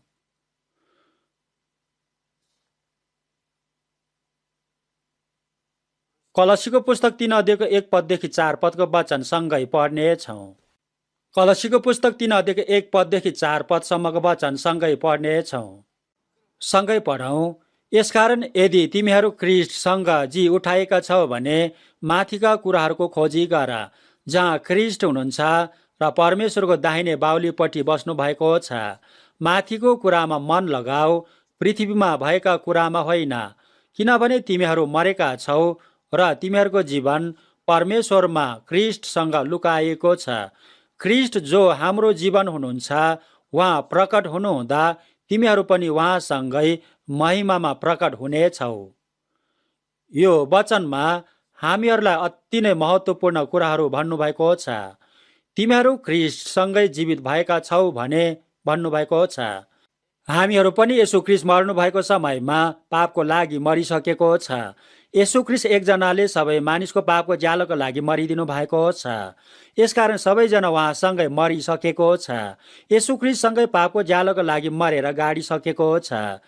तिमीहरू येशू ख्रीष्टसँगै मरिसकेका छौ अनि ख्रीष्टसँगै जीवित भइसकेका छौ भनी ठान भन्नुभएको छ। येशू ख्रीष्टसँगै जीवित भएका छौ भन्नुभएको छ। हामीहरू येशू ख्रीष्टसँगै जीवित भइसकेको छ। गलातीको पुस्तक 2:20 म ख्रीष्टसँग क्रुसमा टाँगिएको छु, अब उपरान्त जिउने म होइन तर म भित्र ख्रीष्ट जिउनुहुन्छ भनेर पौल प्रेरितले भन्नुभएको छ। म पापी येशू ख्रीष्टसँगै क्रुसमा टाँगेर किला ठोकेर मरिसकेको छ, तर अब परमेश्वरजीले मलाई नयाँ जीवन दिनुभएको छ। येशू प्रभुजी म भित्र बास गर्नु भएको छ। येशू प्रभुजीको अनन्त जीवन पाएको छ। येशू प्रभुजीसँग जीवित भएको छ। येशू प्रभुजीसँगै जीवित भएको छ। येशू प्रभुजीसँगै जिउन सक्ने मानिस भइसकेको छ। यसकारण माथिको कुरालाई खोजा भन्नुभएको छ। परमेश्वरजीको दाहिने बाहुलीपट्टि येशू ख्रीष्ट बस्नु भएको छ। आफ्नो आत्माको अनन्त उद्धार मुक्ति पाएको मानिसको आत्मिक आँखा सर्वोच्च स्वर्गसँग घनिष्ठ सम्बन्ध भएको हुनुपर्छ। सर्वोच्च स्वर्गलाई हेरेर हरेक दिन अगाडि बढ्नुपर्छ। माथिको कुराहरूलाई खोजा भन्नुभएको छ। त्यहाँ येशू ख्रीष्ट परमेश्वरजीको दाहिने बाहुलीपट्टि बस्नु भएको छ भन्नुभएको छन्। परमेश्वरजीको दाहिने बाहुलीपट्टि बस्नु भएर उहाँले हामीहरूको लागि प्रार्थना गरिरहनु भएको छ। माथिको कुराहरूको विचार गर, पृथ्वीमा भएको कुराहरूको विचार नगर भन्नुभएको छ। हामीहरूको मध्यस्थकर्ता येशूज्यूले हामीहरूको लागि प्रार्थना गरिरहनु भएको छ। यसकारण हामीहरूले माथिको कुराहरूको विचार गर्नुपर्छ, पृथ्वीको कुराहरूलाई छोड्नुपर्छ, माथिको कुरामा मन लगाउनु पर्छ। हाम्रो विचार माथिको कुराहरूसँग घनिष्ठ सम्बन्ध बनाउनु पर्छ। पृथ्वीको कुराहरू अब चाँडै नै नष्ट हुन्छ। पृथ्वीको कुराहरू व्यर्थको हुन्छ। यस्तो कुराहरूमा मन फसाउनु हुँदैन। हाम्रो मन स्वर्गतिर दृढ हुनुपर्छ, अर्को ठाउँमा हेर्नु हुँदैन। हाम्रो मन अगाडि प्रभुज्यूतर्फ हुनुपर्छ। माथिको कुरामा मन लगाऊ, पृथ्वीको कुरामा होइन भन्नुभएको छ। तिमीहरू मरिसकेका छौ भन्नुभएको छ। हामीहरू संसारको लागि मरिसकेको मानिसहरू हो। येशू ख्रीष्टलाई क्रुसमा टाँगेर राखेको समयमा तिमी परमेश्वरको पुत्र हो भने तल आऊ, त्यसपछि हामी विश्वास गर्छु भनेर यहुदीहरूले अपमान गरेको थियो। शैतानले विभिन्न प्रकारको प्रलोभनहरू देखाउँछन्। येशूज्यू क्रुसमा टाँग्नु भएको थियो, मानिसको पापको लागि क्रुसमा टाँगेर मर्नु भएको थियो। शैतानले सबै प्रकारको प्रलोभनहरू देखाएर आफ्नो आत्माको अनन्त उद्धार मुक्ति पाएको मानिसहरूलाई पनि फसाउन खोजेको हुन्छ। दुष्ट शैतानले आत्माको अनन्त उद्धार मुक्तिलाई खोसेर लान सक्दैन, तर मानिसलाई फसाएर काम नलाग्ने मानिस बनाइदिन सक्छ। हामीहरूले पापको लागि म मरिसक्यो भन्नुपर्छ, क्रुसमा टाँगिसक्यो भन्नुपर्छ। येशू ख्रीष्टको मानिसले संसार र शरीरको अभिलाषा क्रुसमा टाँगिसकेको छ। गलातीको पुस्तक 5:24 येशू ख्रीष्टको मानिसले पापमय स्वभावको वासना र लालसालाई क्रुसमा टाँगिसक्यो भन्नुभएको छ। हामीहरू संसारको लागि क्रुसमा टाँगेर मरिसकेको मानिस हो, तर परमेश्वरज्यूको लागि जीवित भएको छ। तिमीहरूको जीवन परमेश्वरमा ख्रीष्टसँग लुकाएको छ भन्नुभएको छ। हामीहरूको जीवनलाई परमेश्वरज्यूले ख्रीष्ट येशूभित्र लुकाएर राखिदिनु भएको छ। जीवित परमेश्वरज्यूले हामीहरूको जीवन 100% सुरक्षा गरिदिनु भएको छ। यो महत्त्वपूर्ण कुरालाई सबैजनाले सधैँ विचार गर्नुपर्छ। हामीहरूको जीवन येशू ख्रीष्ट हुनुहुन्छ। उहाँ अब चाँडै नै प्रकट हुन्छ। हामीहरूको जीवन येशू ख्रीष्ट अब चाँडै नै आउनुहुन्छ। हाम्रो जीवन हुनुभएको येशू ख्रीष्टको आगमन भएको समयमा हामीहरू पनि उहाँ जस्तै महिमामा प्रकट हुन पाउँछौँ। येशू प्रभुज्यू राजाहरूको महाराजा भएर महिमामा आउनुहुन्छ। यो संसारले इन्कार गरेको त्यागेको येशू प्रभुज्यू अब फेरि महिमामा राजाहरूको महाराजा भएर प्रकट हुन्छ। संसारले इन्कार गरेर, अपमान गरेर, क्रुसमा टाँगेर किला ठोकेर मारेको येशूज्यू अब फेरि परमेश्वरज्यूको महिमामा प्रधान स्वर्गदूतहरूको आवाजमा चाँडै नै प्रकट हुन्छ। त्यो समय हामीहरू पनि उहाँसँगै महिमामा प्रकट हुन्छ। यो शरीर त्यो समय हुँदैन। यसु प्रभुजीको जस्तै महिमामय शरीरमा परिवर्तन हुन्छ। स्वर्गदूतहरूको भन्दा सुन्दर महिमित शरीरमा परिवर्तन हुन्छ। यसरी प्रभुज्यूसँगै प्रभुज्यूको महिमामा हामीहरू पनि प्रकट हुन्छ। हामीहरू यो संसारको होइन भनेर सबैजनाले बुझ्नुपर्छ। हामीहरूलाई यो संसारको कुराहरूमा मन नलगाऊ भन्नुभएको छ। हामीहरू यो संसारमा भए तापनि तर हामी यो संसारको होइन, हामीहरू स्वर्गको मानिसहरू भइसकेको छ। हामीहरूको मन हरेक दिन स्वर्गको कुराहरूमा हुनुपर्छ। सर्वोच्च स्वर्गलाई हेरेर हरेक दिन अगाडि बढ्नुपर्छ। यो संसार अब चाँडै नै नष्ट हुन्छ। यसकारण सांसारिक, शारीरिक, भौतिक कुराहरू पनि नष्ट हुन्छ। यस्तो व्यर्थको कुराहरूमा हाम्रो मन फसाउनु हुँदैन। व्यर्थको कुराहरूलाई हामीहरूले त्याग्नुपर्छ। 1 यूहन्नको पुस्तक 2 अध्यायको 15 देखि 17 पदको वचनमा संसार र संसारमा भएको कुनै पनि थोकलाई प्रेम नगर भन्नुभएको छ। यो संसारलाई प्रेम गर्यो भने त्यसमा परमेश्वरज्यूको प्रेम हुँदैन भन्नुभएको छ। यो संसारमा भएको सबै थोक भनेको के हो भने शरीरको अभिलाषा, आँखाको अभिलाषा र जीवनको सेखी हो। यस्तो सबै कुराहरू पिताबाट आएको होइन, संसारबाट आएको हो। संसार र त्यसको अभिलाषा सबै बितेर जान्छ, तर परमेश्वरज्यूको इच्छा सधैँ रहन्छ भन्नुभएको छ। संसार र संसारको सबै थोकहरूमा मन नलगाऊ, यस्तो कुराहरूलाई प्रेम नगर भन्नुभएको छ। हामीहरूले परिश्रम गरेर पैसा कमाएर ठिक कुराको लागि प्रयोग गर्नुपर्छ। मानिसको आत्मालाई उद्धार गर्नको लागि सुसमाचार प्रचार गर्न प्रयोग गर्नुपर्छ। पैसा कमाएर ठिक कुराको लागि प्रयोग गर्नुपर्छ। पैसालाई प्रेम गर्नु हुँदैन। धन सम्पत्ति पैसालाई शासन गरेर ठिकसँग प्रयोग गर्नुपर्छ। सबैभन्दा राम्रो जुत्ता पनि खुट्टामा लगाएर हिँड्नुपर्छ। जुत्ता शिरमा लगाएर हिँड्न मिल्दैन। धेरै राम्रो जुत्ता कुनै मानिसले उपहार दियो भने शिरमा राखेर हिँड्ने मानिस कोही पनि छैन। जुत्ता खुट्टामा लगाएर हिँड्नुपर्छ। यो संसारको सबै कुराहरू खुट्टामा लगाउने जुत्ता जस्तै कुराहरू हो। त्यस्तो कुराहरूमा मन फसाउनु हुँदैन। यो संसारको कुराहरू शरीरको अभिलाषा, खाने कुरा, आँखाको अभिलाषा, हेर्ने कुरा, जीवनको सेखी, संसारको मान सम्मान हो। खाने, पिउने, हेर्ने, मान सम्मान यस्तो सबै कुराहरू परमेश्वर पिताज्यूबाट आएको होइन। यस्तो कुराहरू शैतानले पासो थापेको कुरा हो। त्यस्तो कुराहरूलाई हामीहरूले खुट्टा मुनि राखेर जिउनुपर्छ। यो कुरालाई सबैजनाले बुझ्नुपर्छ। तिमीहरूको जीवन ख्रीष्ट हुनुहुन्छ। उहाँ महिमामा प्रकट हुनुहुँदा तिमीहरू पनि उहाँसँगै महिमामा प्रकट हुनेछौ भन्नुभएको छ। अब आउनुहुने चाहिँ आउनु नै हुनेछ, बिहालो गर्नुहुने छैन, चाँडै आउनुहुन्छ भन्नुभएको छ। उहाँ साँच्चै नै चाँडै आउनुहुन्छ। अब एकछिनपछि चाँडै नै आउनुहुन्छ। यो कुरा हामीहरूको लागि अति नै आनन्दको कुरा हो। विगत हप्ता सेमिनार गरेर तल आउँदा कुनै मानिसले मलाई, पास्टरज्यू तपाईँको उमेर कति भयो भनेर सोधेको थियो। मैले 83 वर्ष भयो भनेपछि उहाँ अचम्म भएर म पनि प्रार्थना गरिदिन्छु भनेको थियो। उहाँ म प्रति चिन्तित हुनुभएको थियो। मलाई शरीरको चिन्ता छैन, म अझै पनि स्वास्थ्य बलियो छु। उमेर अनुसार म प्रभुज्यूका चाँडै जानुपर्छ होला, तर प्रभुज्यूको आगमन नजिक भइसकेको कारण हामीहरू सँगै प्रभुज्यूसँग जान पाउने सम्भावना पनि छ।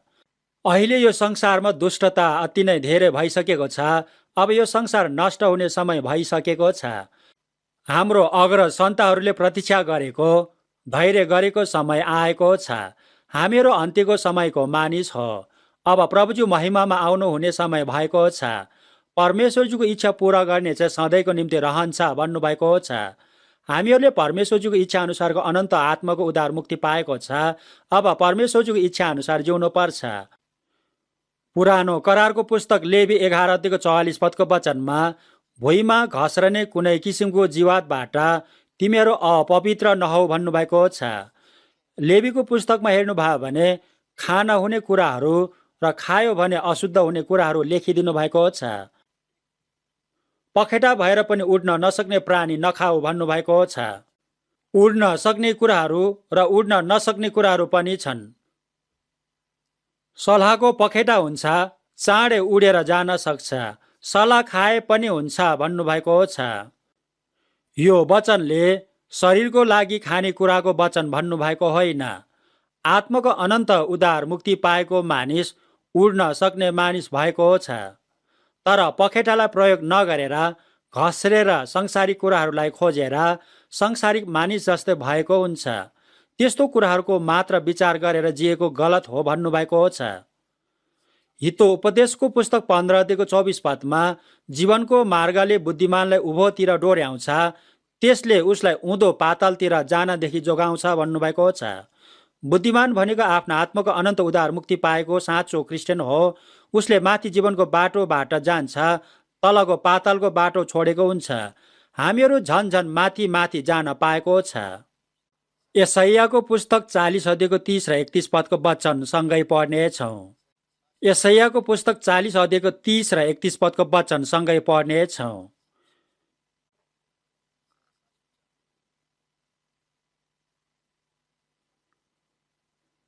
यशायाको पुस्तक 40:30 र 31 सँगै पढ्नेछौँ। सँगै पढौँ। युवक पनि दुर्बल र थकित हुन्छन् र जवान मानिसहरू थाकेर लोड्छन्, तर परमप्रभुको आशा गर्नेहरूको बल फेरि नयाँ हुनेछ। तिनीहरू गरुड झैँ माथि माथि उड्नेछन् र दगुरेर पनि तिनीहरू थाक्ने छैनन्। तिनीहरू हिँड्नेछन् तापनि मुर्छा पर्ने छैनन्। यहाँसम्म पढ्नेछौँ। परमप्रभुमा आशा गर्नेहरूले नयाँ बल पाउँछ। उनीहरू गरुड झैँ माथि माथि उड्छ भन्नुभएको छ। गरुड चिलले आफ्नो पखेटा फैलाएर आकाशमा झन माथि माथि उडेर जान सक्छ। परमप्रभुमा आशा भरोसा गरेर जिउने मानिसले गरुडले जस्तै झन झन माथि माथि अगाडि बढ्न सकिन्छ। माथि पखेटा फैलाएर गरुड चिलले उडेर जान सकिन्छ। हामीहरू पनि हरेक दिन झन झन बलियो भएर अगाडि बढ्नुपर्छ। हामीहरूले जीवित आशा, अनन्तको आशा पाएको छ। यसकारण हामीहरूको विचार, हामीहरूको मन दिनदिनै झन झन माथि माथि जानुपर्छ। जति माथि जान सकिन्छ त्यति नै यो संसार सानो देखिन्छ। म बस्ने गाउँ पनि सानो देखिन्छ। गाडी पनि सानो देखिन्छ। संसारको कुरा सानो देखिन्छ। शरीरको कुरा सानो देखिन्छ। अझै झन् माथि गयो भने केही पनि देख्दैन, फराकिलो देखिन्छ। हाम्रो मन परमेश्वरज्यू कहाँ जति माथि गयो त्यति नै यो संसारको क्षणिक कुराहरू केही पनि होइन भनेर स्पष्टसँग बुझ्छ। हाम्रो मन फराकिलो हुन्छ, यो संसार सानो देखिन्छ। जोन वेस्लीले यो संसार मैले सुसमाचार प्रचार गर्ने गाउँ हो भन्नुभएको थियो। अहिले हामीहरूले पनि सारा संसारमा सुसमाचार प्रचार गरिरहेको छ। यसु प्रभुज्यूको आगमनको दिनसम्मै हामीहरूले यो संसारमा सुसमाचार प्रचार गर्नुपर्छ। परमेश्वरज्यूले हेर्नु भएको जस्तै हामीहरूले संसारलाई हेरेर मानिसहरूलाई सुसमाचार प्रचार गर्न ध्यान दिनुपर्छ। आफ्नो आत्माको उद्धार मुक्ति नपाएको मानिसहरू अति नै धेरै छन्। उनीहरूलाई दया गर्नुपर्छ। उनीहरूलाई पनि माथि जान सक्ने बनाइदिनु पर्छ। तिनीहरू गरुड झैँ माथि माथि उड्नेछन्, दगुरेर पनि थाक्ने छैनन्, हिँड्नेछन्, मुर्छा पर्ने छैनन् भन्नुभएको छ। हामीहरूले परमप्रभुबाट नयाँ शक्ति पाएको छ। तर परमप्रभुमा आशा भरोसा नगर्नेहरू छुचुन्द्रो जस्तै तल तल जान्छ।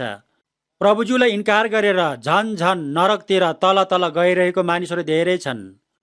आफ्नो आत्माको उद्धार मुक्ति नलिएको मानिसहरू तल जान्छ। तपाईहरूले पनि छुचुन्द्रो देख्नु भएको छ होला। छुचुन्द्रोले जमिन खनेर तल जान्छ। छुचुन्द्रोको विषयमा चासो भएको कारण मैले पनि छुचुन्द्रोलाई ध्यान दिएको थियो। छुचुन्द्रोको आँखा धेरै सानो हुन्छ, अति नै सानो हुन्छ। छुचुन्द्रोको आँखा मातेको जस्तो हुन्छ, त्यसले माथि हेर्न सक्दैन। झन तल तल जान्छ, जमिन खनेर तल जान्छ, नरकभित्र गएको जस्तै झन झन तल जान्छ। मानिस छुचुन्द्रो जस्तो हुनु हुँदैन, माथि माथि जानुपर्छ। शरीर यहाँ भए तापनि हाम्रो मन विचार हरेक समय माथि माथि स्वर्गतिर जानुपर्छ। गरुडले पखेटा फैलाएर माथि माथि उडेको जस्तै हामीहरूको मन र विचार पनि स्वर्गमा गएको हुनुपर्छ। हामीहरूले पाएको जीवित आशा जीवनको आशा एकछिन पनि बिर्सनु हुँदैन। हामीहरूले आशाको लागि अनन्त उद्धारमुक्ति पाएको छ। हामीहरूले यो संसारमा एकछिन जिउन पाएको कारण के हो भने अनन्त आशाको लागि, अनन्त स्वर्गमा जानको लागि जिउन पाएको हो। भजन सङ्ग्रहको पुस्तक 39 अध्यायको 5 पदमा तपाईँले मेरो जीवनकाल बित्ताभरको बनाउनु भएको छ र मेरो आयु तपाईँको दृष्टिमा केही पनि होइन। मानिसको जीवन एक मुठी सासमा मात्र अडेको छ भनेर दाउद राजाले भन्नुभएको छ। मानिसको जीवन परमेश्वरज्यूको दृष्टिमा एक मुठी सास जस्तो मात्र हो। हत्केलामा कमिला राख्यो भने एकैछिनमा तल खस्छन्। मानिसको जीवन यो संसारमा एक मुठी सास जस्तो मात्र हो, छाया जस्तो मात्र हो, व्यर्थमा हलचल गरिरहेको छ। मानिसले पैसा कमाए तापनि, कुनै कुरामा सफल भए तापनि सबै कुराहरू एकछिनको लागि मात्र हो। त्यस्तो कुराहरू अनन्तको लागि होइन। त्यस्तो कुराहरू चाँडै नै नष्ट हुन्छन्। त्यस्तो कुराहरू व्यर्थको मात्र हुन्छन्। मानिसहरू व्यर्थमा हलचल गरिरहेको छ, छाया जस्तै हिँडडुल गरिरहेको छ, धन सम्पत्ति थुपारिरहेको छ, तर त्यो बटुल्नेको हुन्छ, त्यसले जान्दैन भन्नुभएको छ। धन सम्पत्ति धेरै थुपार्ने काम, अब चाँडै नै नष्ट हुने काम, व्यर्थको काम गर्ने मानिसहरू धेरै छन्। प्रायजसो मानिसहरूले सांसारिक धन सम्पत्ति धेरै थुपार्ने, मान सम्मान धेरै खोज्ने, कहिले पनि सन्तुष्टि नहुने जीवन जिइरहेको छ।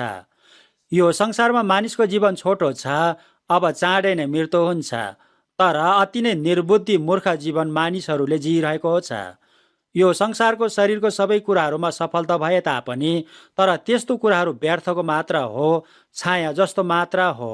एकछिन पछि सबै कुराहरू नष्ट हुन्छ। छाया एकछिन देखेर हराउने कुरा हो। हाम्रो जीवन यो संसारमा छाया जस्तो मात्र हो। दाउद राजाले अब हे परम प्रभु, म के को निम्ति प्रतीक्षा गर्दछु, मेरो आशा त केवल तपाईँमा नै छ भन्नुभएको छ। दाउद असल राजा, प्रख्यात राजा भएको थियो। वरिपरि भएको सबै देशहरूलाई मिलाप गरेर संयुक्त बनाएको असल प्रख्यात राजा दाउद भएको थियो। तर यस्तो कुराहरू केही पनि होइन भनेर दाउदले बुझेको थियो। दाउद राजाले मेरो आशा केवल परम प्रभुमा मात्र छ भन्नुभएको छ। दाउद राजा स्वर्गको आशामा निश्चित भएको मानिस थियो।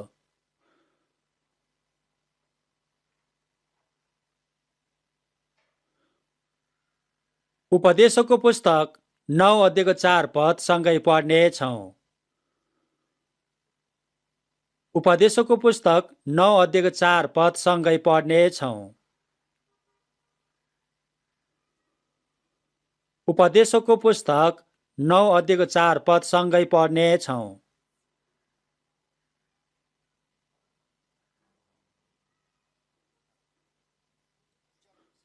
उपदेशकको पुस्तक 9 अध्यायको 4 पद सँगै पढ्नेछौँ। सँगै पढौँ। बाँचिरहनेहरूका साथमा हुनेसँग आशा हुन्छ। जिउँदो कुकुरको स्थिति मरेको सिंहको भन्दा असल हो। बाइबलमा यस्तो रमाइलो वचन पनि लेखिदिनु भएको छ। जिउँदो कुकुर र मरेको सिंहको तुलना गरिदिनु भएको छ।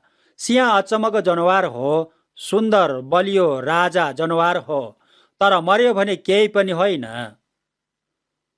मरेको सिंह भन्दा जिउँदो कुकुरको स्थिति असल हो भन्नुभएको छ। तपाईहरूलाई पनि मरेको सिंह असल लाग्छ कि जिउँदो कुकुर असल लाग्छ?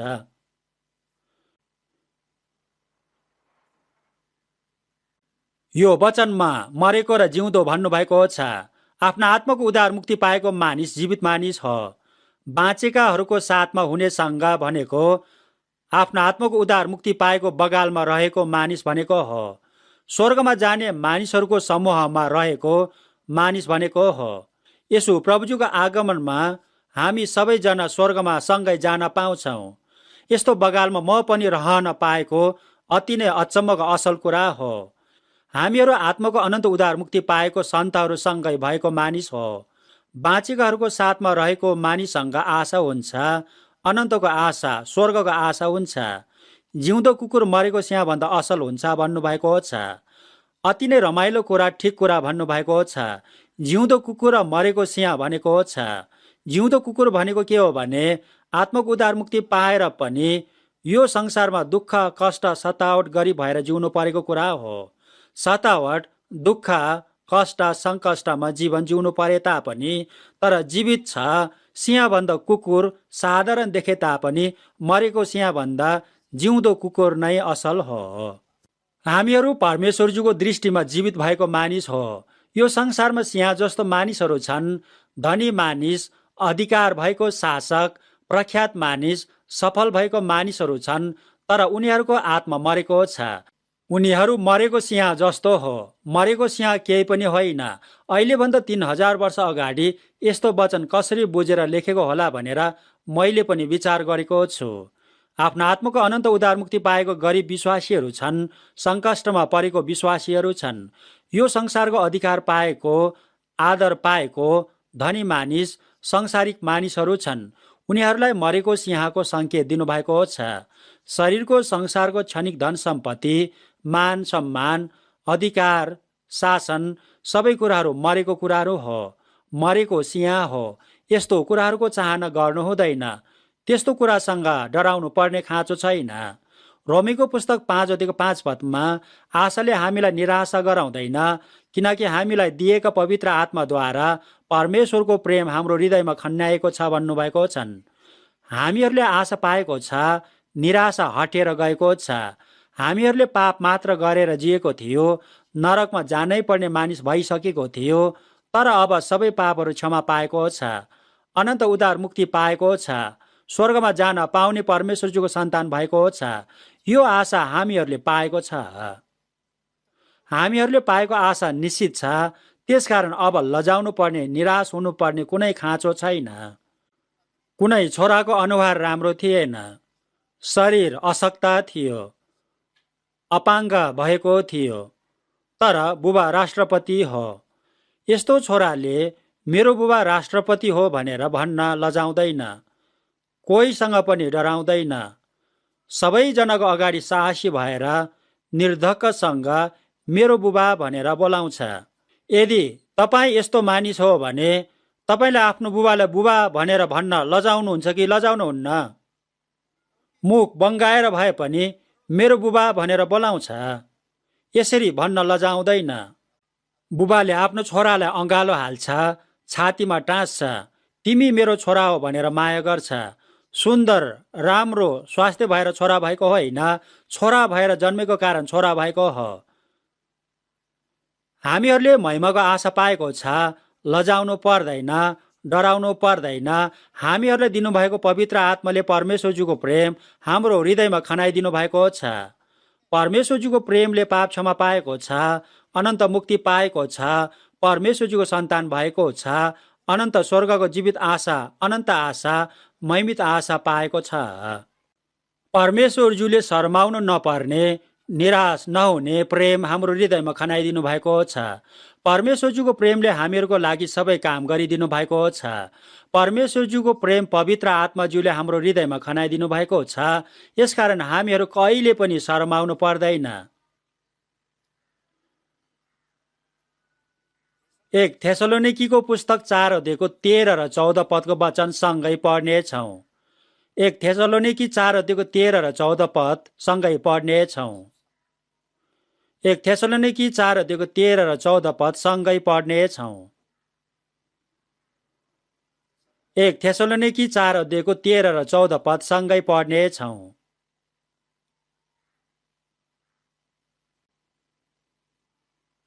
सँगै पढौँ। तर भाइ हो, सुति गएकाहरूका विषयमा तिमीहरू अजान बस भन्ने हामी इच्छा गर्दैनौ र तिमीहरूले आशा नहुने मानिसहरू जस्ता सो गर्नु नपरोस्, किनकि हामी विश्वास गर्छौँ कि येशू मर्नुभयो र फेरि जी उठ्नुभयो र त्यसरी नै परमेश्वरले उहाँमा सुति गएकाहरूलाई येशूद्वारा ल्याउनु हुनेछ। भाइ हो, सुति गएकाहरूको विषयमा तिमीहरू अजान नहौ भन्नुभएको छ। आत्माको उद्धार मुक्ति पाएको दाजुभाइ दिदीबहिनीहरूको, आत्माको उद्धार मुक्ति पाएको बुबा आमा, दाजुभाइ दिदीबहिनी मृत्यु भयो भने विलाप गर्नुपर्ने खाँचो छैन। यो संसारमा क्षणिक संसारिक र शारीरिक धनी मानिस भएर जिउनुभन्दा अहिले नै स्वर्गमा जान पाएको सबैभन्दा राम्रो हुन्छ। यो कुरा सत्य हो। यो कुरालाई आत्माको उद्धार मुक्ति पाएको मानिसले बुझेको हुन्छ। यो संसारको सबैभन्दा राम्रो कुरा पनि स्वर्गको कुराहरूसँग अलिकति पनि तुलना गर्न सक्दैन। स्वर्गको कुराहरू सबैभन्दा सुन्दर र महिमामयको हुन्छ। यो संसारको कुनै पनि कुराले सङ्केत दिन सक्दैन, कुनै पनि कुरासँग तुलना गर्न सक्दैन। यसकारण पावलले स्वर्गमा प्रभुजीको अगाडि चाँडै जान पाऊँ भनेर धेरैचोटि प्रार्थना गर्नुभएको थियो। मलाई पनि स्वर्गमा चाँडै जाने मन छ। यो संसारमा जिउन पाएको कारण के हो भने सुसमाचार प्रचारको सेवा गर्नको लागि हो। यो संसारमा हामीहरूले अबको बाँकी जीवन सुसमाचार प्रचार गरेर मानिसहरूलाई स्वर्गमा जान सक्ने बनाएर जिउनु पर्छ। हामीहरूले गर्नुपर्ने सेवा भएको कारणले यो संसारमा जिउन पाएको हो। यदि यो संसारमा गर्नुपर्ने सेवा छैन भने चाँडै प्रभुज्यू कहाँ स्वर्गमा गएको 100% असल हुन्छ। आत्माको उद्धार मुक्ति पाएको दाजुभाइ दिदीबहिनीहरू यो संसारमा फेरि भेट्न पाएन भने अलिकति दुःख लाग्छ। सोन याङ वन पास्टरज्यूको 2 जना छोराहरूलाई कम्युनिस्टहरूले पक्रेर मारेको थियो। तर सोन याङ पास्टरज्यूले 2 छोराहरूको लासको अगाडि नाच्नु भएको थियो। पागल भएर होइन, मेरो छोराहरू स्वर्गमा जान पायो भनेर नाच्नु भएको थियो। परमेश्वरज्यूले स्वर्गमा लानुभयो भनेर रमाउनु भएको थियो। आफ्नो आत्माको उद्धार मुक्ति पाएको परिवारको मृत्यु भयो भने विलाप गर्नुपर्ने खाँचो छैन। आशा नभएको मानिसहरूले जस्तै शोक नगर भन्नुभएको छ। हामीहरूले स्वर्गको आशा पाएको छ। स्वर्गमा प्रभुजीको अगाडि भेट्न पाउने जीवित आशा पाएको छ। हामीहरू यो संसारमा एकछिन बिछोड भए तापनि तर चाँडै नै फेरि स्वर्गमा भेट्न पाउँछ। हामीहरूले आशा नभएको मानिसहरूले जस्तो शोक गर्नु पर्दैन। हामीहरूको पापको ज्याला तिरिदिन यसु प्रभुज्यूले मरिदिनु भएर फेरि जीवित भइदिनु भएको छ। हामीहरूले यो सत्यतालाई विश्वास गर्न पाएको छ। यो सत्यतालाई विश्वास गरेर मृत्यु भएर स्वर्गमा प्रभुज्यू कहाँ जानुभएको सन्तहरू धेरै छन्। उहाँहरूलाई प्रभुज्यूले सँगै ल्याउँछु भन्नुभएको छ। अगाडि प्रभुज्यू कहाँ जानुभएको सन्तहरू पनि प्रभुज्यू सँगै आउनुहुन्छ। हामी बाँचिरहेकाहरू पनि आँखाको एक निमेषमै परिवर्तन भएर प्रभुज्यूलाई भेट्न पाउँछौँ। यो दिन अति नै नजिक भइसकेको छ। फिलिपीको पुस्तक 3:20 र 21 पदको वचन सँगै पढ्नेछौँ। फिलिपीको पुस्तक 3:20 र 21 पदको वचन सँगै पढ्नेछौँ। फिलिपीको पुस्तक 3:20 र 21 पदको वचन सँगै पढ्नेछौँ।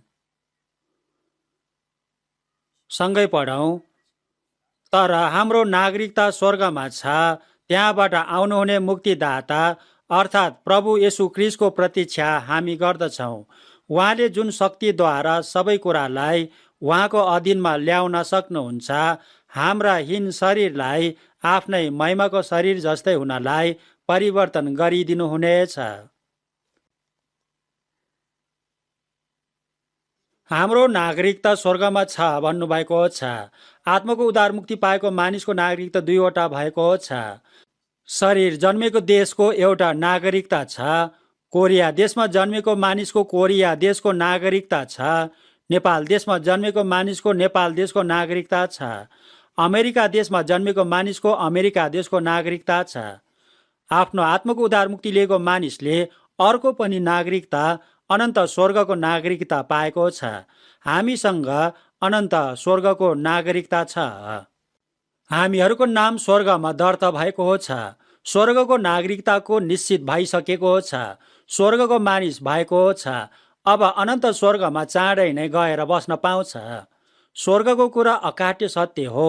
हामीसँग स्वर्गको नागरिकता छ। हामी त्यहाँबाट आउनुहुने मुक्तिदाता अर्थात् प्रभु येशू ख्रीष्टको प्रतीक्षा गर्छौँ। हामीहरू प्रभुजीको दोस्रो आगमनको प्रतीक्षामा छौँ। उहाँको राज्य स्वर्गमा लानको लागि प्रभुजीको आगमन हुन्छ।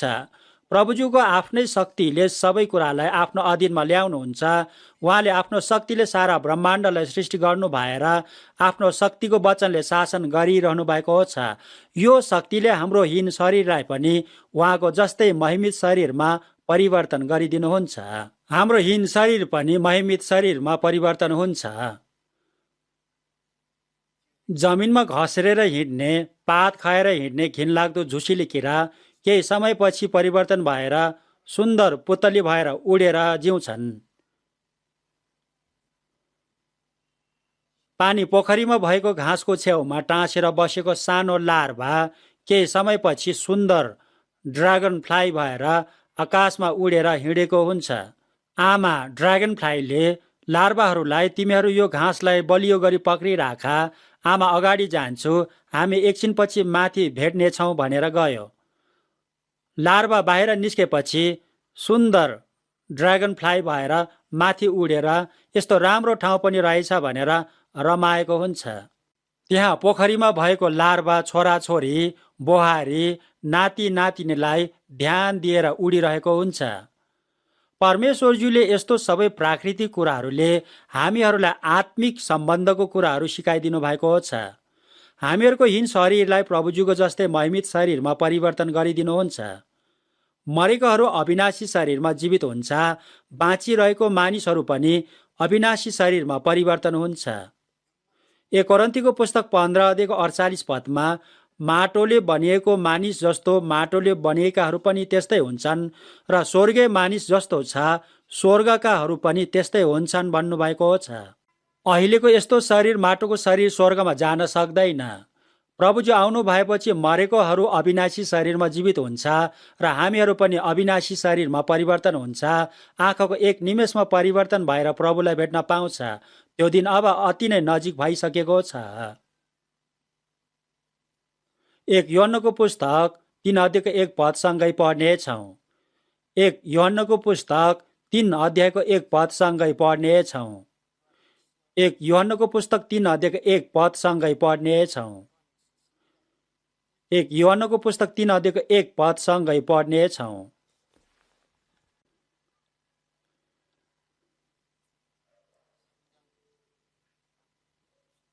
सँगै पढौँ। हेरा, पिताले हामीलाई कस्तो किसिमले प्रेम गर्नु भएको छ कि हामी परमेश्वरका सन्तान भनी कहलिएकाहरू हौ, र साँच्चै हौ पनि। यसै कारणले त संसारले हामीलाई चिन्दैन, किनभने त्यसले उहाँलाई चिनेन। हेरा, पिताज्यूले कस्तो किसिमले प्रेम गर्नु भएको छ कि हामी परमेश्वरज्यूको सन्तान भएको छ भनेर परमेश्वरज्यूको प्रेमको कुरा भन्नुभएको छ। हामीहरूले आत्माको अनन्त उद्धार मुक्ति पनि परमेश्वरज्यूको प्रेमले पाएको हो।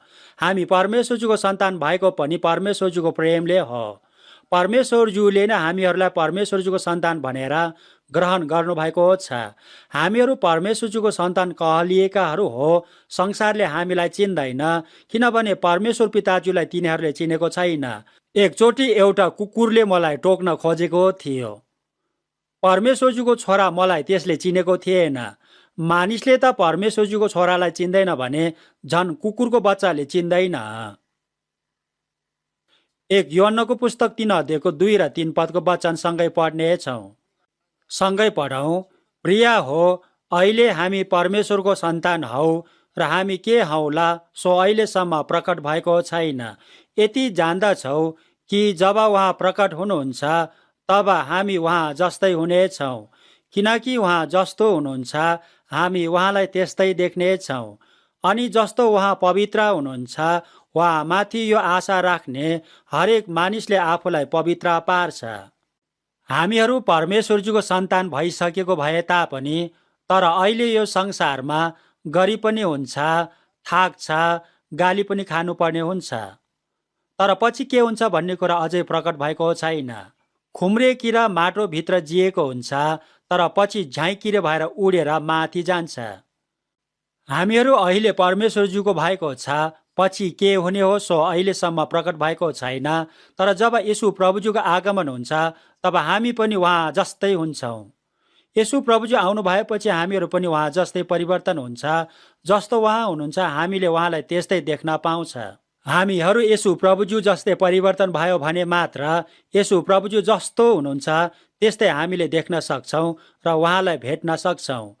येशू प्रभुज्यूलाई देख्ने समयमा हाम्रो यो शरीर पनि प्रभुज्यूको जस्तै महिमित शरीरमा परिवर्तन हुन्छ। सारा विश्वलाई आफ्नो अधीनमा ल्याउने प्रभुज्यूको शक्तिले यसरी गरिदिनुहुन्छ। उहाँ माथि यो आशा राख्ने सबैले भन्नुभएको छ। येशू प्रभुज्यूको आगमनमा हाम्रो आशा छ। यो आशा भएको मानिसले येशू प्रभुज्यू पवित्र हुनुभएको जस्तै आफूलाई पनि पवित्र राख्छ भन्नुभएको छ। आशा भएको मानिस खुसी हुन्छ। प्रभुज्यू पवित्र हुनुभएको जस्तै आफूलाई पवित्र राख्छ।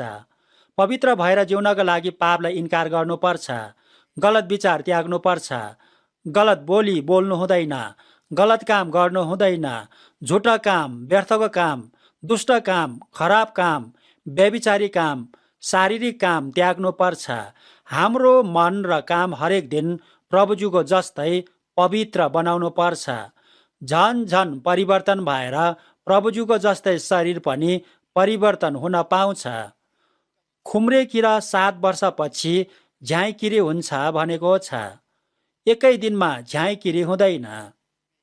खुम्रे किरा दिनदिनै झन परिवर्तन भएर फोहोरबाट अलग भएर झ्याइकिरी भएर उडेर माथि जान्छ। यसरी नै हामीहरूको मन विचार दिनदिनै झन प्रभुजुको जस्तै बनाएर प्रभुजु जस्तै परिवर्तन हुनुपर्छ। हिब्रूको पुस्तक 3 अध्यायको 1 पदमा स्वर्गीय बोलावटमा सहभागी भएका पवित्र भाइ हो भन्नुभएको छ। स्वर्गमा जानको लागि बोलाएको पवित्र दाजुभाइहरू छन्। हामीहरू स्वर्गको लागि बोलाएको मानिस हो। हामीहरू अनन्त स्वर्गमा प्रभुजुसँगै जिउन बोलाएको पवित्र दाजुभाइ दिदीबहिनी हो। हिब्रूको पुस्तक 13 अध्यायको 14 पदमा हाम्रो यहाँ रहिरहने सहर छैन भन्नुभएको छ। यो संसारमा हामीहरूको लागि रहिरहने सहर एउटा पनि छैन। हामी आउने सहरको प्रतीक्षा गर्दछौँ भन्नुभएको छ। हामीहरू यो वर्तमान संसारमा परदेशी हो, प्रवासी हो। परदेशीले एक दिन साधारण होटेलमा र एक दिन राम्रो होटेलमा पनि सुतेको हुन्छ, तर त्यसपछि छोडेर जानुपर्छ। हामीहरूले पनि अब चाँडै नै यो संसारलाई छोडेर जानुपर्छ। यो संसारमा हामीहरू परदेशी हो, हामीहरू प्रवासी हो। हाम्रो अनन्तको घर स्वर्ग हो। हामीहरूलाई स्वर्गदूतहरूले सर्वोच्च स्वर्गमा निरन्तर बोलाइरहनु भएको छ, आऊ भनेर बोलाइरहनु भएको छ। हामीहरूले यो वर्तमान संसारमा बस्न पाउँदैन। यो वर्तमान संसार हाम्रो स्थायी घर होइन। मानिसले वर्तमान संसारमा आशा राख्नु हुँदैन। यो संसारमा हामीहरूले प्रभुजुलाई खुसी पार्ने जीवन जिउनु पर्छ। प्रभुजुको इच्छा पूरा गरेर जिउनु पर्छ। प्रभुजुको अगाडि खडा भएको समयमा प्रशंसा, महिमा, स्याबास पाउने गरी अब हामीहरूले बाँकी जीवन जिउनु पर्छ। प्रभुजुलाई भेट्ने समयमा प्रभुजुले मैले तिम्रो लागि क्रुसमा मरिदिएर सबै रगत बगाइदिएर तिम्रो सबै पाप क्षमा गरिदिएँ, तिमीलाई नरकको दण्डबाट बचाउनका लागि मरिदिएको छु, तर तिमीले मेरो लागि के गरेर आयो भनेर सोध्नुहुन्छन्। त्यति बेला हामीहरूले के जवाब दिन सक्छ होला? पुनरुत्थान हुनुभएपछि येशू प्रभुजीले पत्रुसलाई यिनीहरूले भन्दा बढी प्रेम गर्छौ भनेर सोध्नु भएको छ। यो संसारको सबै कुराहरूलाई भन्दा मलाई बढी प्रेम गर्छौ भनेर प्रभुजीले सबैजनालाई सोधिरहनु भएको छ। हामीहरूले पनि जवाब दिनुपर्छ। येशू प्रभुजीको आगमन अब नजिकै भइसकेको छ। उहाँ चाँडै आउनुहुन्छ। मत्तीको सुसमाचार 25 अध्यायको 34 पदमा मेरा पिताका धन्यका हो, आऊ संसारको उत्पत्तिदेखि तिमीहरूको लागि तयार गरिएको राज्यलाई अधिकार गर भन्नुभएको छ। उत्पत्तिदेखि नै हामीहरूको लागि तयार गरिराख्नु भएको राज्य हामीहरूलाई दिनुहुन्छ। हामीहरूले महिमामय जीवित आशा पाएको छ। यो कुरालाई एकछिन पनि भुल्नु हुँदैन। शारीरिक कुराहरूमा मन बराल्नु हुँदैन। नष्ट हुने संसारको कुरालाई पछ्याउनु हुँदैन। स्वर्गको कुरालाई हेरेर जिउनु पर्छ। पवित्र कुरा, अनन्तको कुरा, आत्माको कुरालाई हेरेर जिउनु पर्छ। प्रभुजुको आगमनलाई प्रतीक्षा गरेर जिउनु पर्छ। माथिको कुरालाई हेरेर बढ्नु पर्छ। हामीहरूले अबको बाँकी जीवन परमेश्वरजीको वचन अनुसार उहाँको पवित्र इच्छा पूरा गरेर जिउनु पर्छ। यसरी जिउन सबैजनालाई अनुरोध गर्दछु। एकछिन सँगै प्रार्थना गर्नेछौँ। दयालु हाम्रो परमेश्वर पिताज्यूलाई धन्यवाद चढाउँछौँ। येशू प्रभुजीले क्रुसमा मरिदिनु भएर बगाइदिनु भएको पवित्र रगतले हाम्रो सबै पापलाई क्षमा गरिदिनु भएको छ। नरकको दण्डबाट छुटकारा दिनुभएको छ। स्वर्गको महिमामय आशा दिनुभएको छ। अबको बाँकी जीवन परमेश्वरजीको पवित्र सन्तानको योग्य जीवन जिउन सक्ने गरी, सांसारिक शारीरिक व्यर्थको कुराहरूमा मन नबरालिने गरी परमेश्वरजीको पवित्र इच्छा पूरा गरेर परमेश्वरजीलाई महिमा दिन सक्ने गरी हामीहरूलाई सहायता गरिदिनुहोस्। हाम्रो प्रभु येशू ख्रीष्टको नाममा प्रार्थना चढाउँछौँ।